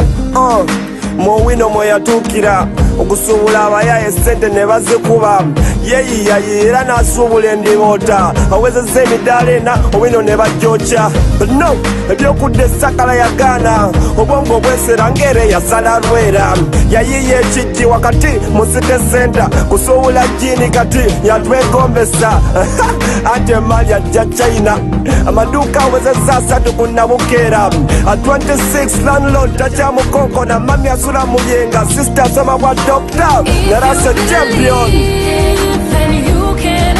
Kasitobera n'okukkiriza everything is possible if you truly believe. Temumanyi street kid eyambala nga kasaati kamwe akayero pastor omuyimbi kati bw'alonkinga buli mwaka abantu ne bayitirira. He's a champion. All I'm saying is teri kitasoboka. Yeah, beera n'okukkiriza. Osobola okuva kataka ke kamwoki enkya ne bakusanga mu Emirates mw'okusambira. Osobola okuva mu saloon enkya ne bakusanga nga Serena igwagikulira. All I ask big brother, have a little faith. Better no kukkiriza. Kasito beera n'okukkiriza. Buli kimoja kifuna. Everything, anything. Buli kye wali olooseeko. Kasito oba n'okukkiriza.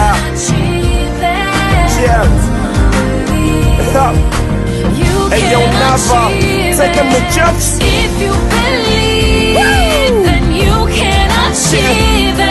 Kati bodaboda givukise maanyi na kukkiriza. Enjaba genda kusanga magulu 10 yo. Beera n'okukkiriza. Omupaka sigisanise maanyi na kukkiriza. Majestic Plaza gyegenda kubeera yo. If you believe, then you can achieve it.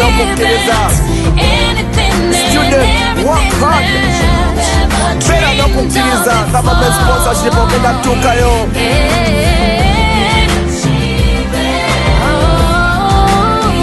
Ne rapa atandika nawe beera n'okukkiriza. Waditane ekyazizo bwe kiri. Just believe. Set your heart to it. Believe. You can achieve it. Tewerayo okusaba. Enkya basobola okugamba ku Uganda tutte World Cup. Kase tuba n'okukkiriza.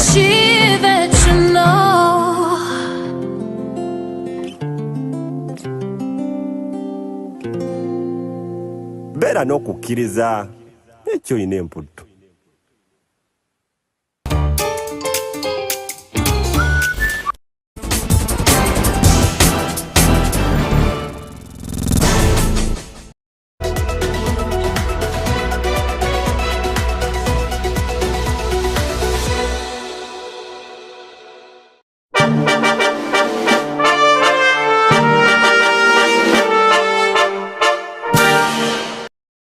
Who speaks his mind out is naturally a person who knows what he's doing. Is naturally a person who cracks jokes. In fact, a friend of mine said he should just, every time he does a skit, he should just give him a moment and just share. He wants to pay for it.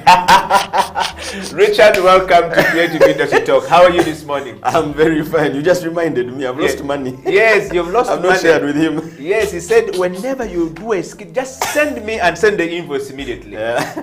And I said, wow, I wish I would have a talent and gift like Richard, where I don't have to work very hard and the money just finds me.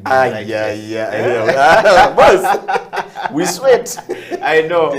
But welcome to the program, Richard. We want to say thank you very much. And how have you been? I haven't. I've been okay. Yeah. I have constantly been COVID negative. Okay. Yeah. I assume. That's a very good one. Yes. I've not tested in a long time. Yes. But we're okay. A lot has changed. Yeah. We have tried to change with the change. Yes. Yes. And Okay. along the way, you know, you discover here, you lose here. But we stay above the water. Yes, yes. I just want to take you straight to Richard to the first question we always ask on the Creative Industry Talk. Who is Richard Tuwanje if I am looking for you? Are you Ugandan? If yes, what are the values defined as Ugandans? Yes, that question is usually a question that gets so many people punching on the streets of Kampala and across the world. If you ask them a question, who are you? Yeah. Some people assume that everyone knows them. Yeah. And yes, we see you on TV every other day. Yes, we see you all across Africa. But who is Richard in a nutshell? That is a very difficult question. Yeah. Yeah, because personally, I believe some people's values change along the way. Yes. Yeah, you know, life is a game of, you know, discovery and rediscovery of self. But personally, I believe, plainly put, Richard Tuwanje is a Ugandan who is a multifaceted entertainer. Yeah. Who has his hands in not just one thing, actor, comedian. I don't know whether I should call myself a singer. Yeah, I think I'm safe calling myself a singer, not a musician. Yes. Yeah. We're going to sample that song already. Yeah, I used to. We're on the Creative Industry Talk. So I do a bit of music. I'm a producer on a wider scale because well, most of the art I do, I also produce. Yeah. Some with the team, some alone. Yeah. And as a human being, I stand for good for all. Okay. Yeah. Wow. That right there is quite a deep statement. I stand for good for all. I would like to take this moment, first of all, to welcome everyone to the Creative Industry Talk from all across the world. Thank you very much, all our brothers and sisters in the United States of America. I hope you did not jump on that plane and you're part of the 600 people from Afghanistan, you know. And of course, to all the creative people all across the world, we want to say thank you very much and welcome to the space for the creative right here in Kampala, the capital city of Uganda, going to the rest of the world. Richard, yes, welcome to the show. And now that we know you and now that we understand who you are, just away from seeing you on TV, our topic on the Creative Industry Talk today is about creativity for business success in Uganda. Yeah. Creativity for business success in Uganda. When we posted this yesterday, a lot of people wrote back and they were asking, creativity for business success in Uganda? Yes. They don't even understand what creativity is. Now you are putting the mix of success in it. And I mean, how are we going to do it? So I said, well, we will have to have a discussion about this. And of course, we're going to be joined by Faizo Chiwewa. We were supposed to be joined by, Jeremy Biemanzi from Nomad Advertising. But unfortunately, Jeremy has got an emergency that needs to attend to. He will be joining us next week. Okay. And of course, we want to take a moment to welcome Faizo Chiwewa all the way in the outside countries. How are you doing in the cold? Thank you so much, Eddie. I am okay. I just arrived like 5 minutes ago in Antwerp. It's I would say the capital of the Flanders in Belgium. So it's where I am, and I had to find my way to get to the show. So I'm very excited to join you guys. Very much, Faizo. Thank you very much, Faizo, first of all, for joining us. I hope you have had a very good ride on the train. In Uganda here, when we talk about the train, we only remember in the 60s. I don't know whether Richard... Our train hasn't yet been... I know nothing about trains in Uganda. I just read. What I see down there below Ginger Road, I think those are just carriers, you know. Wow. Train has. Yes. And when my uncle tells me the trains were good, so seeing Faizo ride on the train in Europe, it's quite an amazing stuff. But gentlemen, welcome to the show. So today we want to just ride straight to this, discussion. I want to give you a context, Richard. There is artistic creativity. Yes. And there is a more general kind of creativity that we see in people that could also be called the ingenuity, innovation, the lateral thinking outside the box. We've heard people talk about this very much, or simply the problem solver. Yes. And we are going to mix the two together to basically find what is best for us in our discussion today. We're talking about creativity for business in Uganda and the success. But the context here is that creativity in business is a nifty way of thinking that always inspires people, challenges people, and also help people to find innovative solutions that create opportunities that we always use in our day-to-day life, okay? Yes. And of course, opportunities out of problems are key, and we're talking about the pandemic situation right now. The COVID-19 has brought, a challenge in the industry. But how are we turning these opportunities and challenges to actually create opportunity to solve the problems that we have or we had already before? It is also the reason some individuals, of course, and companies attract our attention to either goods and services or to products that we need. Yes. Yeah. It comes from the creative mind. The ideas, the amazing ideas, sometimes seems very, far-fetched, and other times is merely the flow have-beaten, and some people really just go through with whatever the flow is. Yeah. But today on the show, I want to take you straight to this background. And I want to start with you, Richard, right here in the studio. First of all, is creativity an important skill to have? It is a very important skill to have. Unfortunately, it is not for all. Yeah. And I think, the nature's laws, I think, dictated like that, because I mean, if all of us were creative, it would be so hard to cope with the world. I mean, you're trying to catch on this and something new has come. But that is where we are going. It is very important to be creative because it helps you stand out in whatever sector. I believe it. You know, when you come, most of us are followers before we get creative. There's always a trend, whether in banking, the arts, the sports. There's always a trend, and that trend, at whatever given time in history or in the future, it will have been brought about by a few creative minds. Yes. So, like you said, it's the creative ones who create even opportunities, not for just themselves, but for others. And without just limiting it to art, it is so important that if a particular sector is so clogged with competition, chances are the one who is going to slide off the conventions will either stand out or it's not a win all the time. Because you can create your way to your failure. That's true. Absolutely. So it is important to be creative, but it's also important to create with high regard of the audience. Wow. That you're creating for. Most cases, creative people are also very egoistic. So when the idea comes and he likes it, you're not going to try and tone his idea down. This is my idea. To match the targeted audience. He wants to run it the way he has thought about it. So creativity is very important, but also most important is who are you creating for? Wow. Faizo Chiwewa, all the way in outside countries, you've heard from Richard. Richard is saying that it is important that the creativity is important skill for a person to have. Do you agree with Richard, Faizo? And also on that background, Faizo, how do we, profit from the creativity in business, if at all it is important as a skill? Thank you so much. First of all, to compliment Richard for how he looks. I mean, you can see that creativity has made on some weight.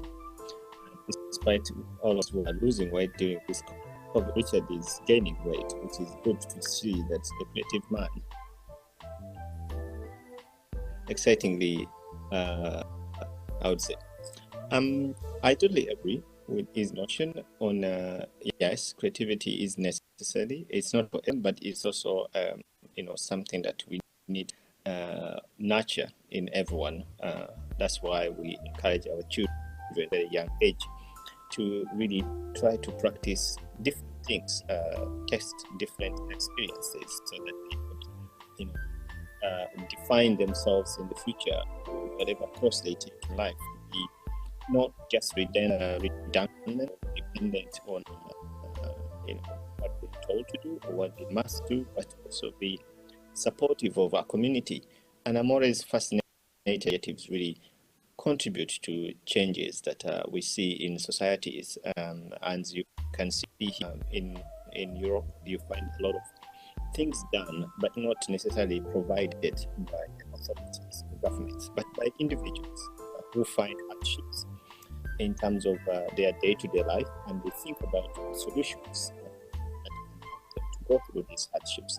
And those solutions then eventually become public necessities or public goods that everyone now needs to use. For example, you can, if you walk around, or if you move around, like just what you talked about at the beginning, the necessity of having a train.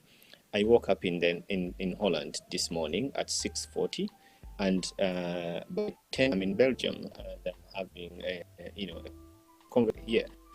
So that thought of creativity to say, you can call it also innovation, to make people's lives easier, is really what our country would need more of this kind of input in our day-to-day life. Richard, you've had the man woke up in Finland. Was that meant to make me feel guilty? Because I'm the reason this show started late. Just from Muyenga to Bukoto.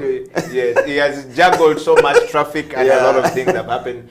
But you see, Richard, that's why we're saying if there's a creative way of thinking about stuff, would be able to save, and there'll be a lot more success. And that really resonates with our topic today. Richard, what jobs are in the creative industry? We're starting to build these things about our discussion today. What jobs do you think are available? You're already earning out of it. The creative industry. Yes. First, it is so wide. Yeah. People look at the creative industry. When you say creative industry, they think about the creative performance. Yes. Yeah. Yeah. But you see, those aside, we have people behind the scenes.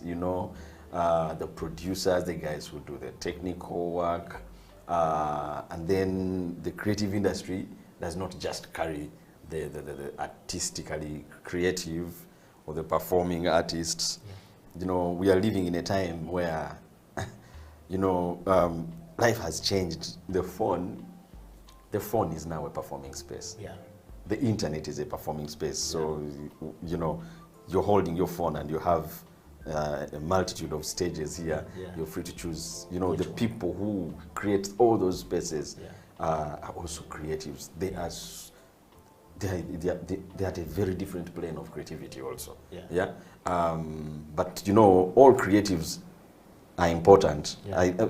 Personally, I think to a certain extent we are important in equal measure. Yeah. Because Mr. Eddie Okila is going to have a platform here that is so different from other platforms. Yeah. And the reason he shaped it that way is to serve a certain segment of audience, TV viewing content seeking audiences. But Okila will need the performers on. Okila will be the producer, the performers will be there, the writers are going to get jobs. That's why sometimes me in Uganda here, the only way we can have as many creatives incorporated into the creative industry is for those who can create to focus on churning out the art. The more art you put out, the more people you pull into the value-adding chain of the final products. Wow. That I have experienced along the way when we seek to grow. You create more, and you realize along the way we have, brought in this big number of contributors to the final product. Wow. Well, Richard and Faisal, this is a very interesting part of the show. The jobs that the creative industry have. I want to dive to Faisal in Belgium. Faisal, you've heard from Richard. What jobs do you think we have available in the creative industry? I think, as Richard said at the beginning, the creative industry is really huge. When we start mentioning the sectors within, I would call them, some are sectors because they're informal, others are industries because they're formal. But there are also those formal and informal industries within the creative industry or the creative arts or the creative behavior, I would say. But the kind of jobs, let's start with, you know what we are doing. So we are in the arts. I'm a programmer, and that whole line of business you are familiar with.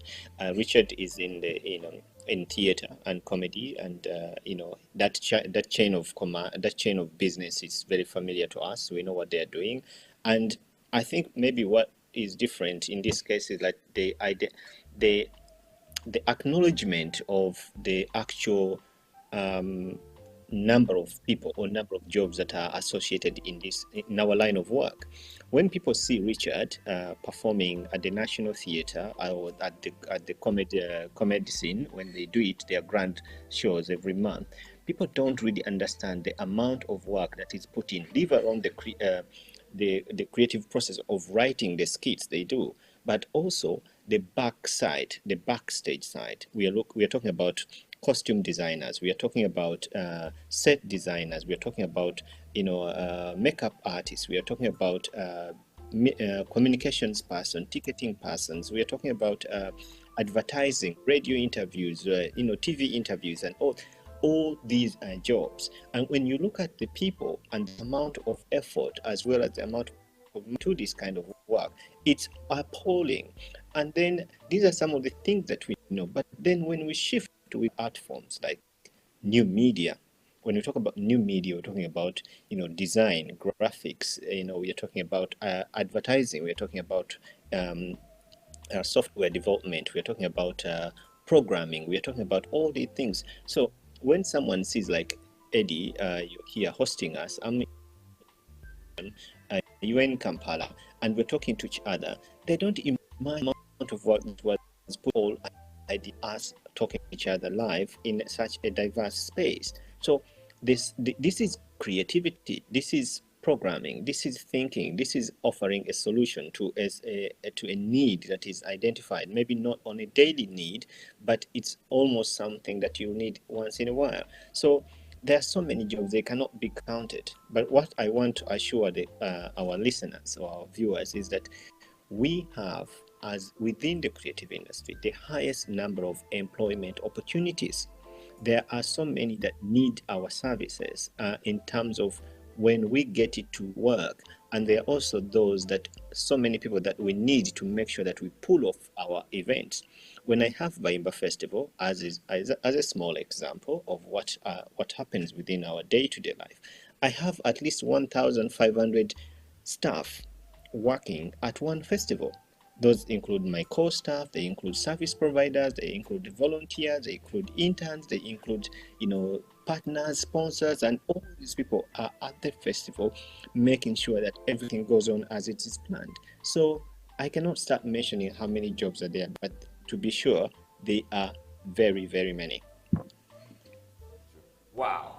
Well, you've heard it from Faisal. Thank you very much, Faisal. Richard, I want to come back to you on this part. And of course, welcoming all the views from everyone who's watching the show. We are live on Facebook, on YouTube, and all across the world in all our platforms. By the way, we're live on our,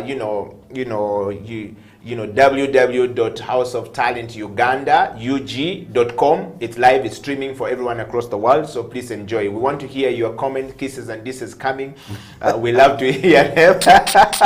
We love to hear them. If you're doing well, kiss us. If you think we're doing bad, diss us. We are okay. We are creative people. We take this. Richard, yes, you've heard what Faisal just said, and I like the first 2 questions and 3 questions. I want to go to the third question, which is what are the types of creativity that we can profit from? We're talking about creativity, and we're always talking about creative people. Faisal just said something very interesting. 1,500 people worked at the concert, a festival. Whenever we see you on stage, we don't understand that the Fun Factory has got a shipload of people behind just Richard to look good on screen and to be looking nice and to speak whatever is speaking nice on stage. There are a lot of people behind there. So I want to just ask you a question. What type of creativity is there for businesses to harness? Given your experience as a stage performer, as a copywriter, which means you're writing a lot of copies to corporate companies for products to be communicated about, to be consumed. What do you think the types of creativity that is there that we can profit from? As businesses? Yes. As individuals as well as businesses, yes. You just mentioned some of the most important ones there. First, just the creativity to produce art that can just touch people's hearts and lift their moods, and maybe also help them think in certain thought processes that they wouldn't have if they had not consumed certain pieces of art. That creativity is very important. That one is that, I think that is the longest serving kind of creativity for humankind, because I mean, since the medieval times, that kind of creativity is demanded for leisure. Now, creativity for business development,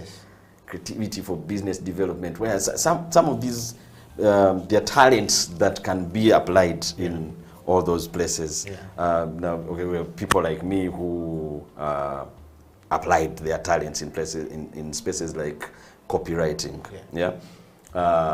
where you use your creativity to nail a message or speak to a company's potential customer, and also speak to the one they have, so that you need that creativity between you, the brand owner, and the brand consumer. You need some creativity there to keep these people emotionally connected to your product. Wow. Yeah. Sometimes you might be good enough at designing the product. Yeah. Yeah. But you're not as good enough at gaining and maintaining the confidence and emotional connect to your product. Yeah. That is when you need people who can, pick that creativity off the stage, apply it in this business space also. Yeah. The creativity of, the world has become so visual. Yeah. The world is so visual that if you have a message and you do not design it in maybe typography, you're not going to. You have to apply some typography. Yes, yes. So and creativity has really, to me, we are living in a time where creatives have to be very awake to the fact that the audiences that we are creating for. Yeah. Are exposing themselves sometimes much more than we, the creatives. Yes. And they're also becoming creative themselves in their own right. Yes. Yes. So they attain a higher level of judgment of your art. Yes. That if you do not expose yourself better or more than they are exposing themselves, wow, the audience will run away. It will be 3-4 steps ahead of you. Yes. And by the time you wake up to chase this audience and get it. Wow. Yeah, it's not that you're not creative anymore. Yeah. They have exposed themselves much more. And now, so creatives have to be on their toes because our audiences are becoming more creative. Wow. Wow. Faisal, we want to dive to you in Belgium. You've heard, I think Richard just said something fundamental to understanding. If a business person is watching, they need to understand where Richard is coming from. If a creative person is watching, they need to understand that if you're not constantly putting your craft together, that audience that you're creating that product for is going to come for you. And once they get exposed, they might edge you out, not because you're not doing something right, but because they're already exposed to a manner in which they can judge the product and know what is good and what is not. Just before we go for a break, Faisal, your thoughts on that one? What type of creativity do we have in theater and performing art, as well as, from a programming point of view, as a guy who is always doing stuff for entertainment? Whenever we are stressed, we run to you, and you guys give us relief. Faisal, over to you. Yeah, it's very interesting, and I think, as Richard says, that one of the things that we strive for as programmers is always the consistency and also understanding our audience. Like the Fun Factory guys really mastered the audience. I think they have never really failed to fill a space, whatever big or small they occupy, because they know who their people are and what they want and how to keep them at the edge. I think it's the whole mystery around building audiences. How do you keep your people to they come to you? They are never bored. Speaking for Bayimba, we've always developed I don't know what we call it the experiencing audience. Our audience is very experiencing. They always want to see something new. I think from the beginning, we've always challenged ourselves and challenged our audiences to bring in a new feeling of a new art form. That's why we managed to introduce new art forms that were not really much on the market, like video mapping, street theater. We did things like headphone disco. I don't know whether you know that. We know when we started it in 2009. And people always want to see what's new this time at Bayimba. And when that drifts away, that you are not able to do them all, then your audience starts wondering what's going on. They start finding or trying to find other opportunities or other options. That's why they run away to other events. But at the same time, it might be also a good thing for you. For example, our cause in programming Bayimba has always been about experiencing audience, but at the same time, we forgot about ourselves. Then we took off some 2 years of reinventing our programming, and then the audience was confused. And I didn't blame them, but it was intended to kind of create this kind of tension between, okay, where do we go? Is it still the same Bayimba? But they don't know what's coming up for them. And I'm curious how they'll react when the new Bayimba comes back. Yeah. Well, thank you very much, Faisal. You don't know how somebody just sent a message and says, you don't know how important this program is to me right now. I'm learning something that Richard had just said has tickled somebody. And he said, you don't know how much I've just picked from Richard in that small space. I've always seen him on stage just making us laugh. I didn't know the man can speak too much sense. I don't know whether to take that as a compliment. I think you should take that as a compliment. You see, Richard, we're going to take a break, but when you come back, we're going to start from that particular point of where people just see you on stage and assume that this is the sum total of the person. And they never know that this person there's more to this person. Well, the creative industry is going for a break, and when we come back, Richard Chiwanje and of course Faizo Chiwewa all the way in Belgium will be giving us a lot bit more about the differences between, you know, the creativity and innovation. These two words are always, you know, confused. And you stay right there, pick a coffee, and when we come back, we want to hear your kisses and disses. If you have some kisses, if you don't have, you know, disses, whatever it is, we're okay. The Creative Ministry Talk will be right back after the break.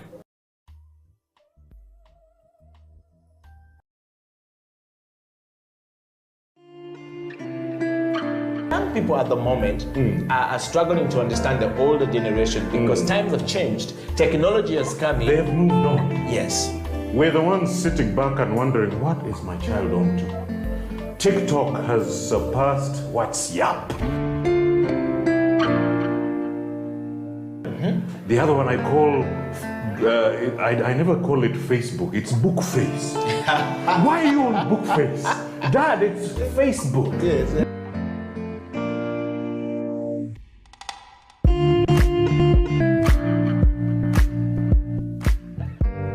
Me, I keep saying I have a foot amongst the millennials. Yeah. And I understand the traditionalists. Okay. There's a song in the 60s, by the way, and in the 90s, 70s, where they're like, parents don't understand. Yes. Remember Prince? Yes. Prince.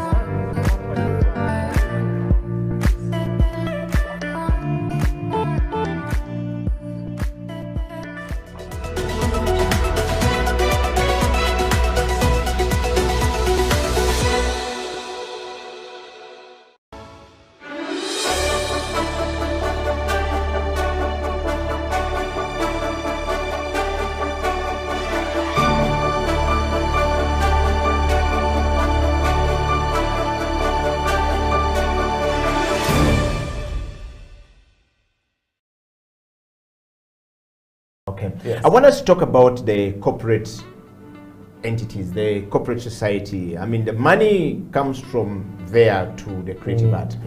For a long time, while the creative people are thinking the spaces to create this stuff, you know, most ad agencies are run by creative minds. And these creative minds handle.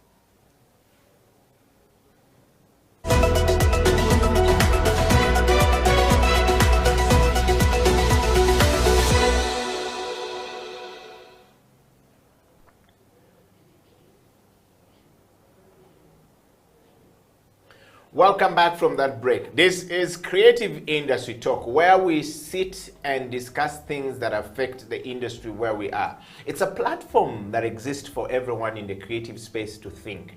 It's a platform that we come together to share ideas. There's a platform that we believe can bring together the creators and, of course, the policymakers on the round table to think and to come up with, you know, very integrative mind maps that allows us to take the industry and the development around our country and our individual projects forward. Of course, Richard, welcome back to the show. And of course, Faizo Chiwewa all the way in Belgium. We are missing, you know, Jeremy Biemanzi from the advertising sector. We would have had a fantastic moment with him right there. And we hope that Jeremy will be here next week. We think that this series of having Richard and Jeremy coming in and Faizo will run for the next 2 weeks. So if you're missing this one, Richard will be back next week. But we want to hear from you. I'll start by a comment from one Frank Tugume says, I'm always glad to be here. And a shout out to Richard on the show and as well Faizo. And he says, I don't know how you guys are doing it, but Facebook is off in Uganda, but the show is on. And Faizo just we are not in Uganda. Yes, Faizo just gave him a tip on that one of what is going on. Well, Richard, welcome back to the program. I want to take you straight to, there is this, you know, thinking Ugandans usually have, or generally, you know, people always think that they see you on stage and they form an opinion about you. Yeah. And most times, because we are not being like politicians or sitting and wearing good ties and something like this, people assume that these are just funny guys. Even the president has said this is these funny people before. But until your colleague Annington Bujingoze said he was seated here and then he met the president and the president said, I was told you have a lot of money, you are rich. Then he says, no, I just have enough for me. But he says, you funny people, where do you get money from? It's just an understanding that people don't have around people. But what's your thought on that one? How do we help people to start seeing that we're actually more serious people than they think we are? First, I think the people who have that kind of mindset, the mind is a very funny place. What you expose is what they take and they expound on that. Yes. It will never end on the stage. So they see Richard acting a school child, they see Richard acting a headmaster, then tomorrow the other show you are a drunkard, they put you in there, they paint a picture of who Richard is, off the stage. Yes. And that picture will never be very far from the picture they see here, because you have given them the first brick to build their image of you. Yes. So me, personally, if I tell you my experiences as an artist and a creative who applies my creativity in different spaces, because I do professional emceeing for events of different sizes and shapes. Yes. But I know people who tell me when I get a gig, for example, they tell me, it was a process getting zeroing down to you as a because person, the bosses were like, wanted this person here. And we told them, this is gentleman is will fit for nail the it the event. way we want Yes, it. yes. And it's like, but this guy, man, the kind of comedy he does, will he handle this very corporate event? And we see him have like they throw around lines like, sio nazanyanga omwana. Yes. Sio nazanyanga batamivu. This kind of event. Yes. Because you see, certain events I handle they're multinational. The audiences are not just Ugandan. And that goes down. It brings another issue, and all of us artists and creatives in Uganda have been victims of our own creativity. That is one, but also not working on our personal brands. Okay. It's just recently that we started working on our personal brands with the help of social media. People get to know the Richard Tuanje, separated from the actor, the comedian, the entertainer. I think it's now, you need to work on your personal brand. That is a given. There are no two ways about it, especially if your money, especially if you want to start earning while you're not performing. Yes. Because we are in a time where you need to earn while you're not performing. Because we've tested months where now there's no performance. Yes, 1.5 years were and believe me, the talents in this city who have worked on their personal brands, and their personal brands speak for their personal brands work up a value for them, they still somehow survive. Compared to those whose brand they know is just on stage, on stage presence. Because then you limit yourself to a talent that only earns per performance. And if you get that and expound on it, build a personal brand, apply your talents elsewhere, or even learn, because a lot of people have talents in this city, but they don't skill the talent. Yes. That's another thing. Then also separating the talent from his personality. Also in our audience, because we can never not think about the audience. The audience is where the money is. It's where the business is. That's where things come from. It's your product. Yes. In better societies, they know how to tell apart the talent and the personality, because the audiences also have a high understanding now of the arts. Here, it's different. Here is different. The audience is still in its infancy on that point.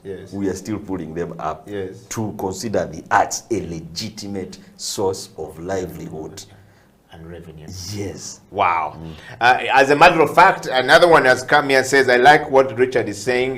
This is now giving us an insight into who he is and what this is about. Thank you very much, Richard. You've changed my opinion of you on this show. I was wondering how you're going to discuss this topic, which seems to be a little bit more of a corporate side of things. Are you serious? Faisal Chiwewa, we want to dive to you. They see you with your backpack all the time moving. They don't know you are a person who creates serious stuff. Right now you are in Belgium, while others are in lockdown in Uganda. Yeah. How are you doing it? It's the perfect example, by the way. Faisal, over to you. Yeah, I mean, I was just laughing about the comment on Richard because I find it fascinating. And of course, I mean, you don't, our followers or fans, because for them, as Richard explained, they don't have maybe the opportunity to explore the personality of Richard off stage, but they often on stage and also on skits on social media. That's what they carry. And yeah, it's not different from all of us. I mean, even for you, don't expect you to be or lifting heavy lifts in the gym early in the morning. So this is what happens, like when people don't really tend to have a deeper thought about an individual. But I think, I mean, for me, I don't have a definition of my private or personal work life. It's kind of very intertwined. And of course, I try to keep as much distance, keep the mystery of me. I tend to be very much distanced from people, but I love crowds as well. So, and also maybe the other thing that you guys don't know, I'm very crowd phobic. So when there are too many people, I freak out. So I tend to be always hiding in the corner. That's why I'm always tending to be backstage when we have festivals, because I freak out when I see too many people or between too many people. But yeah, that's a personality. It's something we work on. But I think being what people expect of you, it's really difficult sometimes if you don't listen and you just see them and give them form your own opinion, and best you know or hear, or which I tend to ignore all the time. I think it's also good as you're building the brand of yourself to not to always be distracted by what you hear or know or feel that people are saying or understanding of you, but on your line of work. And that's why for me, that's what I tend to do most of the time. That's so true. Well, thank you so much, Faisal, for that one. Richard, you've heard from Faisal. For a man who organizes festivals, is crowd phobic. I don't understand that. I think it was his way of psychologically fighting back the phobia. The phobia. Well, thank you very much, everybody who so far sent in their comments. And I don't know why you guys are always sending WhatsApp messages or Facebook messages. I want you guys to comment on the show straight live there and then. Send us your kisses and disses. We're very much welcoming them. Richard. Yes. I think you can see where we're coming from. The topic today is about creativity for business success. And I think you've already tackled a little bit of it, that the creativity, the things we have talked about right now, is something that people need to start thinking about. But I want to take you straight to my next question, which is, what is the difference between creativity and innovation, given the background of people's opinion about who Richard is, about who Faisal is, about who Okila is, about who any other, creative mind is? I bring the question to mind, what is the difference between creativity and innovation? Because I think sometimes we mix this thing, and you've said it in a very nice way. You said that as creative people, we were doing a disservice to ourselves. We're being one and the same on stage. Yes. And yet we're supposed to be completely different. On television, where I am more comfortable, they say that the character on television is really different from the character you're going to meet on the street. And if you take the person on television to be the person you're going to meet on the street, you're going to be really shocked. And so is on the radio. Yes. But I mean, dive into it. What is the difference between creativity and innovation when we're talking about success brought about by creativity in business? That's a tricky question. But if you asked me to put it in one sentence, yes, I'd say all innovation yes, yes, is creativity. Okay. But not all creativity is innovative. Yes. Now you see that is where it becomes difficult. You know? Yes, you need to expound on that bit because there's a gray line in between there. Because yes, you need a creative mind behind every innovation. Yeah. There has to be. I think they are cousins. They are half brothers. Same father, different mother. Yeah. Because innovation will be mothered by the need to fill a gap.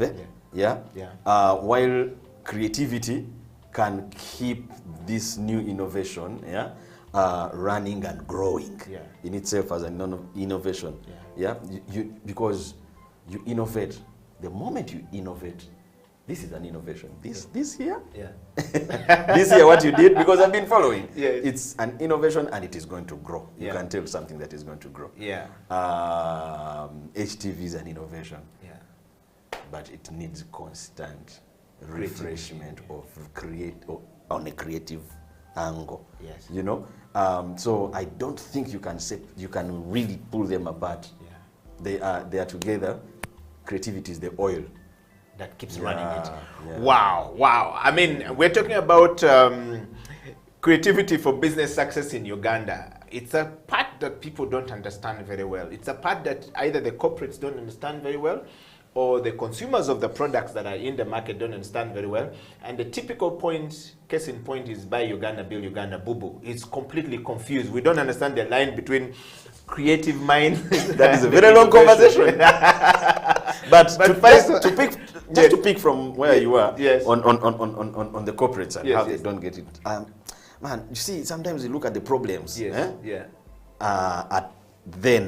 the problem has arose. But man, we have a backlog of conditioning and tuning. You know, we've come from a system that has taught us that this has to be passed like this. You know, this is when you attain success. Your success is based on when you achieve highly in these parameters. You get it? In these parameters. So we were told to operate, you know, in certain parameters that it becomes so okay for you not to stand out.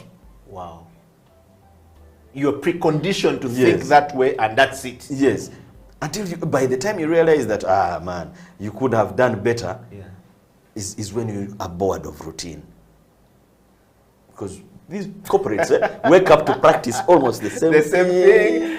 Same thing. A friend of mine said, until the day a brand manager is fired from his job, that's the day he started looking for a sheet of paper to write his notes or to print his CV. That's when he realized he has never bought a ream of paper. He doesn't know how much it costs. He doesn't know how much a pen costs. Then he goes to Nasaro to look for it. I said, I think the reality is distracting. The best company out of entertainment to really look at, to fully understand why creativity is important in business is Virgin. Okay, the conglomerate of businesses of, you know, Virgin, the umbrella of those businesses. Mr. Richard Branson. That's when you know if there is no creativity, he considers the business slugging. Wow. Faizo Chiwewa, what is the difference between creativity and innovation? I mean, a lot of people think that when you're programming a festival, it's one and the same, and that is it. And Richard has just given us a very nice perspective. But over to you, Faizo. What is the difference between creativity and innovation? Yeah, I mean,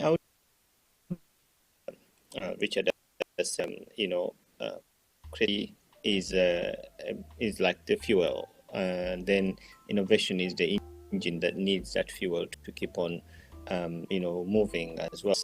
Service always this of finding new ways or new means of keeping, But the thin line between innovation and creativity is really up, I think. Whereas creativity could be just an enhancement of a space. You can, for example, the innovation, as Richard said, that HTV is an innovation. And the creative part of it is the fact that you have to continue creating new programs that are exciting for your followers and your audience. And I think that's the creative process, but the innovation has been done. But what makes innovation, what makes a product to be considered innovative? It's time, the test of time, and the fact that it has to be rendered relevant or useful to the target market or to the target audience. If you innovate a car and no one buys or no one needs to drive it, then it's not a very innovative idea. But you can have a car that you can work with in terms of continuing the process of revamping it, changing the color, or giving it a different style or a different design. It happens all the time, but you're not inventing a new car. You are basically creatively enhancing its look. So we always see innovation as a far process that has to be given time and also approved for the purpose, as well as creativity is the continuation of making sure that things keep exciting people, things keep being different, but also adding on to what is already there. Richard, you've heard what Faisal said. Let's just get straight to how do we practice creativity? Given the context we have now given to it, the flesh we have given to it, for the businesses in Uganda to be more successful? First, I think one of the key things is to adopt the mindset that nothing can limit imagination. Yeah. Imagination cannot be boxed up. It can't be put in it. You have to continuously imagine things better. Yeah. Because if you do not imagine them better, there's no now spark for creativity. Yeah. For example, we when we were starting off, we were trained actors, writers, directors. We had nowhere to get employment. Wow.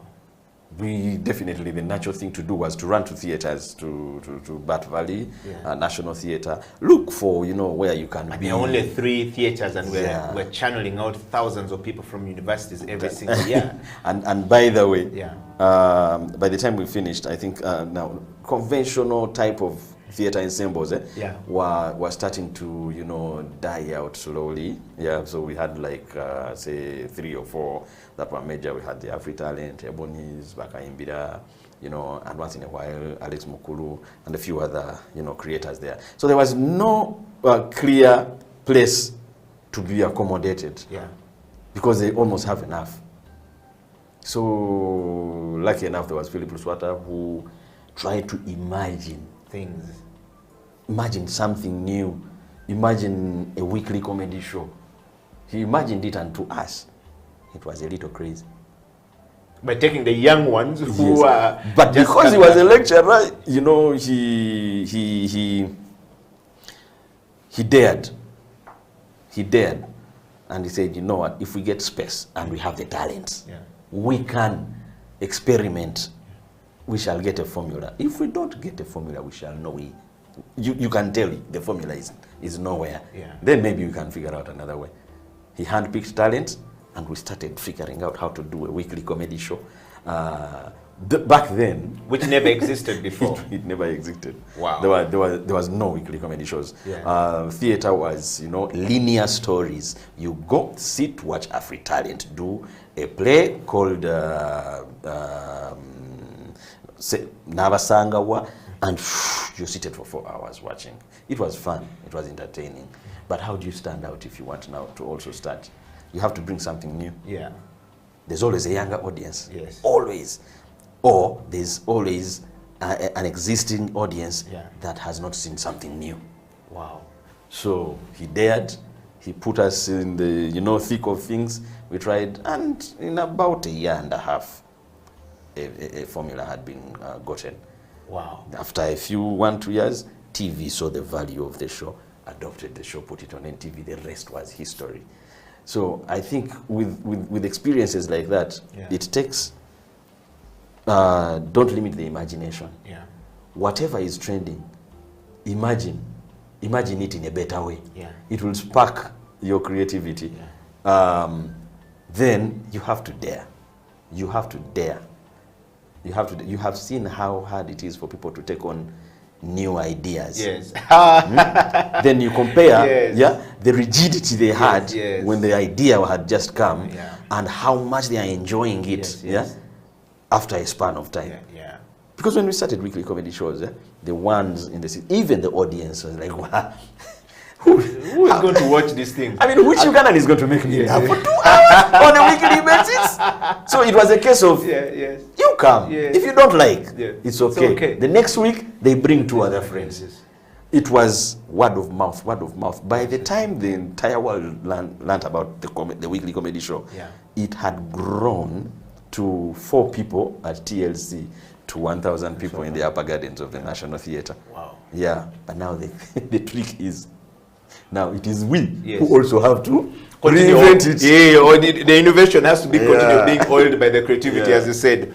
Wow. Well, we are talking about, how do we, creativity, how do we make money out of creativity? How can creativity make businesses successful in Uganda?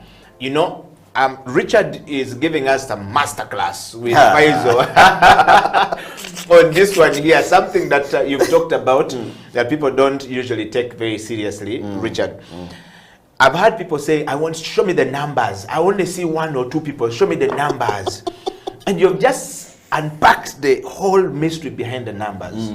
That 4 people is now 1,500. Yes. But it did not start with 1,500. True. And for me, something that I've learned from you right now is that if you continue being consistent with whatever you are doing, if you dare, you repeated the word, if you dare, you said 3 times, then it's going to pay off.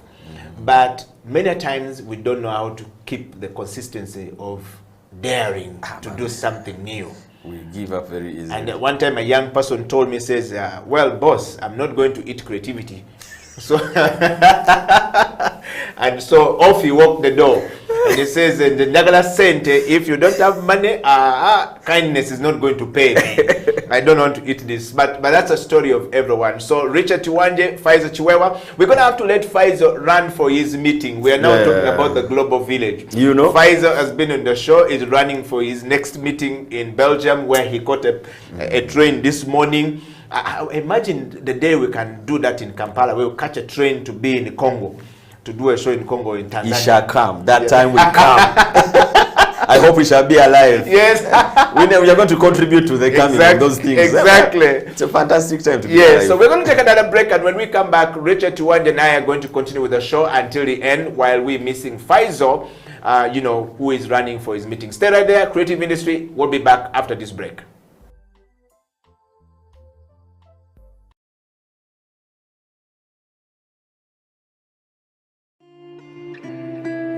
Young people at the moment are struggling to understand the older generation because times have changed. Technology has come in. They've moved on. Yes.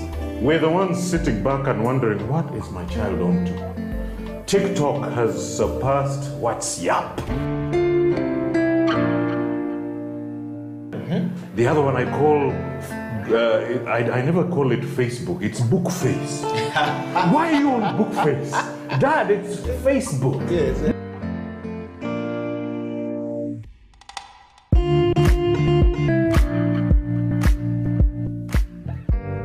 Me, I keep saying, I have a foot amongst the millennials. And I understand the traditionalists. Okay.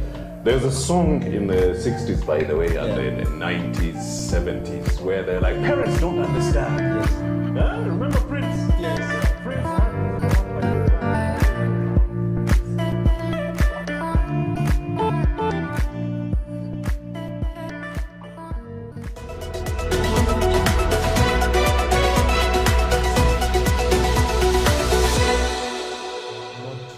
Be applicable to most of us in the industry.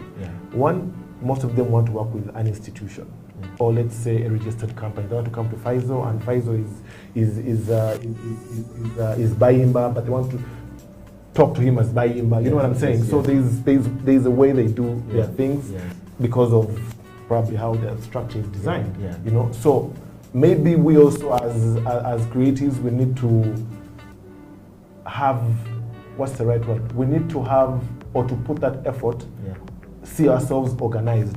Okay. I think that's the problem we have. We're everywhere.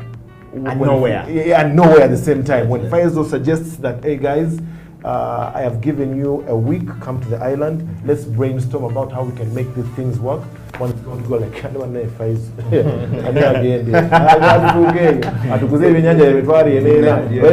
you know what I'm saying? Actually, our idea is then he goes whatever.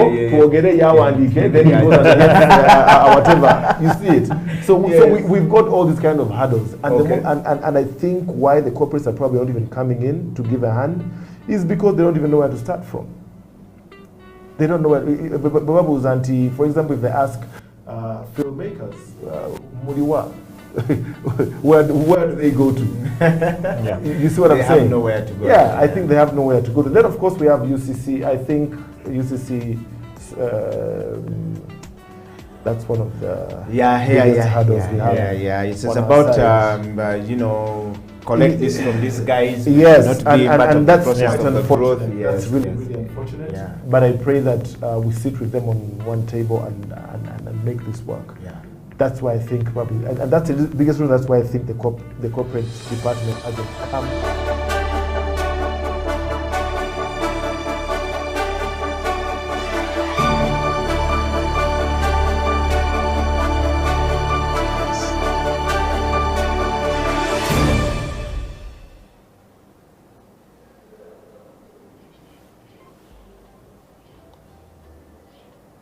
Welcome back from that break. I hope you've gotten a little bit of what we have been talking about here. There's that discussion with Musta in where we're talking about creative spaces in Uganda. For the first time in the history of Uganda, we actually have a creative space, Richard, in Uganda. Yeah. There are 2 creative spaces for creative people to go. So you don't longer now need to put on your backpack and you wear your shorts and enter the restaurant and then you think, mulalo una tu se. Because you're wearing shorts, you're entering an high-profile, sort of like restaurant and stuff. Give you the food bill and the bill. Yes, at the same time, and then you go. So we're talking about that on the show, creative spaces, and we wanted to connect this to this business discussion that we're having. Richard, thank you very much, first of all, for the last part of the show. I want to take you straight to, what does creativity bring to business success, in your opinion? It's creativity allows you to stay ahead of the pack. It helps you become the trendsetter. Humankind is set in a way that they will always have a thing for the pioneer of things. So we see it, if you think about these big corporations we see in Uganda and how they advertise and the different promotions they bring, you will somehow the target market will always have the pioneer front of mind. So for me, creativity, that is how important it is, because you will get the masters, you'll be an A-lister on the papers. But if you do not know how to channel, because there's not one company in the arts or in business, as we know it, there's not a company that hires more than 10 people, and all of them are not creative. There is always creativity in a company. But every organization has to have a leader that knows how to harness that creativity. That's the point. That right there, you've spoken it. Yes, because it's mad. Our society, sometimes I think it is in our conditioning, in our bringing up, when people attain positions of leadership, they wear the boss clock, instead of, a servant person, that is when now you need to be part of the other ones and know who is going to be coupled with who to achieve something. Creativity is all over the place. Harnessing it is a challenge. So in other words, you're saying every business needs to have that one leader, that one person who harnesses the creativity in the team that they have in order for that business to be successful. Yes, if they don't have that leader might come and go, but a system has to be created or activities. It could be just activities, regular activities. Yeah. That if a consistency is kept, a lot of our ideas will bounce off creative people and create one big thing. Wow. Well, that is one takeaway from Richard right there. How can businesses harness from creativity to be successful in Uganda? Richard, let's dive to the next one. I want to just go to this next question. Why is creativity very important for the success of our business, in your opinion? Why is creativity very important for the success of our businesses? For me, creativity is I'll take you a little bit back from what I mentioned. Is you don't want to start something, for just starting sake. Businesses have to grow. Businesses have to grow in revenue and in how many lives a business touches. So creativity is very important for growth, because business is not about just growth of revenue. Creativity is very important for growth of any kind of organization. In other words, Richard, you're saying, even as an individual, if I am not creative, there's nowhere, I can't wear this exact same shirt over and over. Even Balaam had to change his t-shirt at some point. We're used to Balaam wearing one type of t-shirt, and then at some point he had to change. So you're saying that we've got to be, it's important, creativity is important in business success as good as in an individual life, that we are reinventing ourselves over and over, and we're thinking about these things over and over. Richard, in that context, how does creativity facilitate the business growth, or how can it facilitate the business growth in Uganda? Take, for example, you guys of the Fun Factory.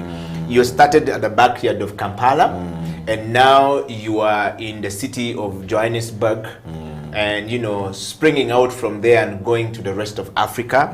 And I'm sure soon enough somebody's going to see you from Hollywood and say, "These guys, Annington was here and was telling us how you're producing 14 different skits every single week." He says that we are the only group in the entire Africa who has managed to do this. Entire Africa.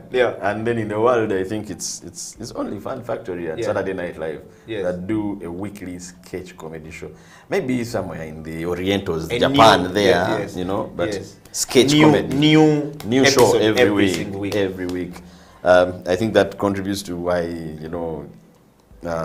we worked out a formula. We've been working together for a long time. We figured out each other's strengths, and we know I could be good, but I'm better when I'm with Dixon Zizinga. Because I know exactly how I and him can gel well together and create something bigger than if he did a skit on his own. So that tags into what I explained earlier. Creativity is there, harnessing it can be a problem. It is very easy to have Fun Factory and not to have a breakthrough till now. Because humans are humans. You have to know the creativity alone cannot be the winning horse. So you're saying, how does it facilitate business growth? I think whether we like it or not, whether formally or informally, we research. We research. Some people start businesses because they went around, they had, it is basically accidental research. But if we in the creative business accept and manage our creative business as well as businesses are managed, because it is a business, then we need to research. So research and development is equally very important. When you research and you know exactly what they want, and you already have this creativity, it will just boom. Wow. Because for us now, Ugandans are the only kind of talents that can entertain all English-speaking Africa. Not a lot of people are watching Nigerian movies here. Like they used to. Now they are watching our content. But our research shows that when Ugandan dramas go to West Africa, West Africans find our dramas more superior. To theirs. To theirs. Actually, a friend of mine, Uti Nwachuku, who was in Big Brother, wrote to me one time and was saying the same thing. Now, you see, I'm going to tell you two stories here that will surprise you. But it is such research, not formally commissioned, that now allows us to even open the target wider. Yes. Because Zambia, Malawi, Ghana, Nigeria, Zimbabwe, even South Africa, and Tanzania and Kenya can be our audience. Because before lockdown, we used to stream our show for 2 hours. And little did we know, it was Zambians and Malawians that were making the numbers. Until you act in Uganda, then you see comments. But now, please go back to English. Then when you check their profiles, Malawi, Zambia, Kenya, Rwanda. Yeah. Yes. It is that good for us. To capitalize on that. There's a time we had a TV drama called The Hostel, and it was airing on all Africa Magic channels at some point. So Ghana and Nigeria were watching. A friend of mine called me and told me, Richard, I'm going to win a bet here of $300. The Ghanaians who I'm watching The Hostel with think you guys are Zimbabwean. They think Uganda cannot produce this kind of stuff. He told them, wait for the credits and you will see. He won the bet, long story cut short. And he told me, Richard, make it a point to create for English-speaking West Africa. And, well, that we knew years ago. But the resources to achieve that, the only way, the best way to do it is to now entertain Africa digitally. So now, Fun Factory might need Eddie as a consultant. So really, I don't think creativity alone can be a winning horse. Research and development. Research and development, and then okay, we can create in this line, but the money, according to what we now know, will come from Rwanda and Kenya and Tanzania. Wow. Well, thank you so much, everybody. You've heard from Richard. In fact, I want to allow Richard to read this by himself. This is probably the longest of a comment here. I want you to read that comment loud to everyone. This is coming because sometimes when I read the comment, people say yes. This is thanks a lot, Mr. Richard Tuanje, Kofi, and Chiwewa. I still think more thought should be put into which word is this? Yes. Just want to delineating delineating the arts, and cultural sector, creative sector, and separate it from the umbrella creative industry, especially to support policy and decision making. A businessman selling healthcare products is part of the healthcare industry, but not a healthcare professional simply because healthcare is well delineated. Please excuse us if we don't pronounce delineating very well. I'm from Chiruhura. You cannot run away from yourself. It makes sense that we clearly delineate. I think it's delineate the arts and culture sector. From the big umbrella creative industry. Wouldn't you agree? It is also possible. This is more academic and less practical. I agree with him. I also agree with him. I really agree with him. We need to delineate it. We need to create a proper lane for the creative the arts and cultural sector. Though it's fueled by creativity, but it's the arts and culture sector. What we can just say is, at some point, if creativity has to help business growth, some basics don't change. Which is always a constant. And then Richard, I want to just put this to my brother there. Thank you very much. First of all, my brother, Mr. Keith Nyende. You raise a fantastic point right there. And teacher Mpaire says, I love this conversation.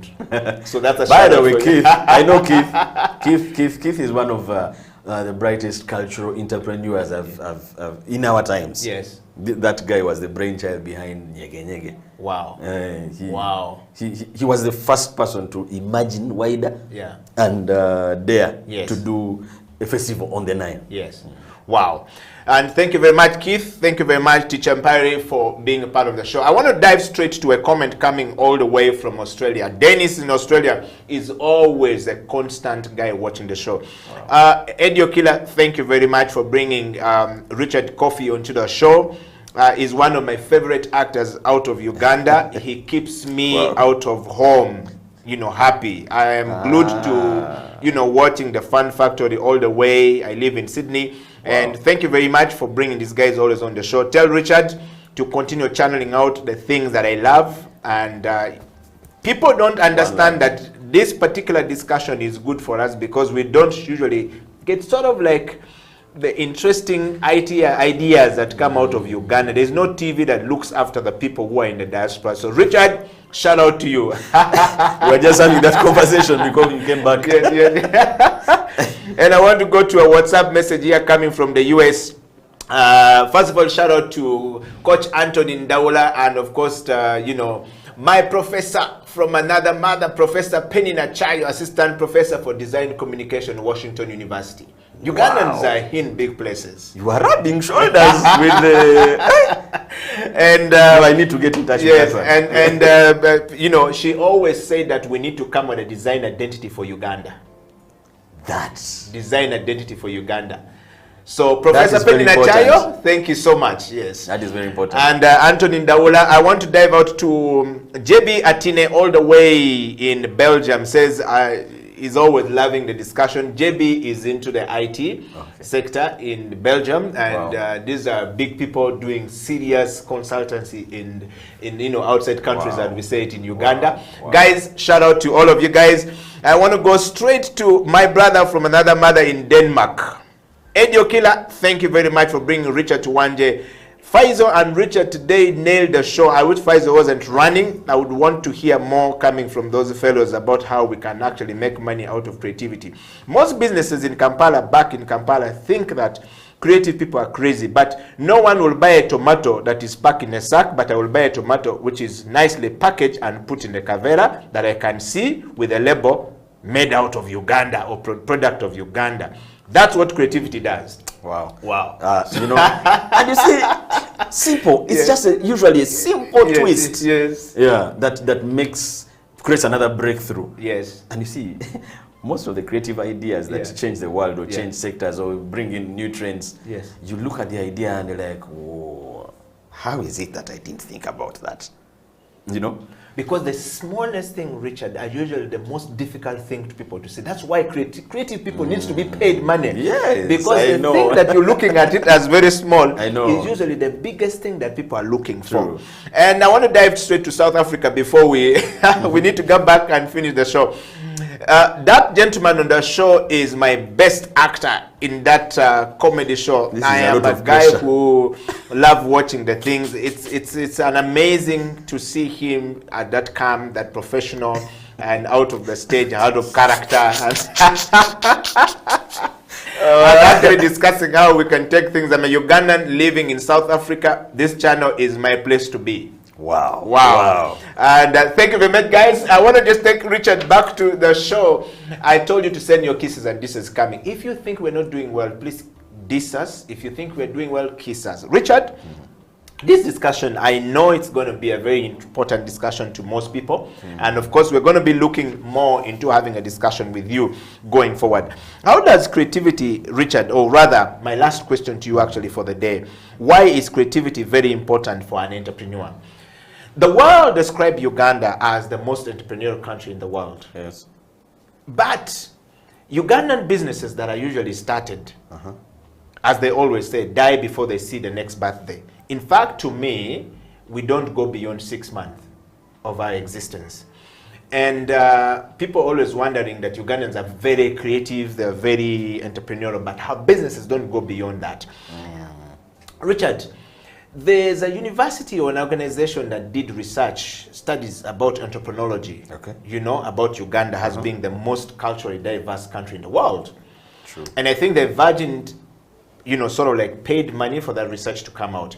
Now, all of this research is about Uganda, it's about the people out of Uganda, it's about Africa, it's about, why is it that our businesses don't go beyond that? And today we're talking about creativity for business success in Uganda. Yes. My last question to you for the show is, why is creativity important for an entrepreneur?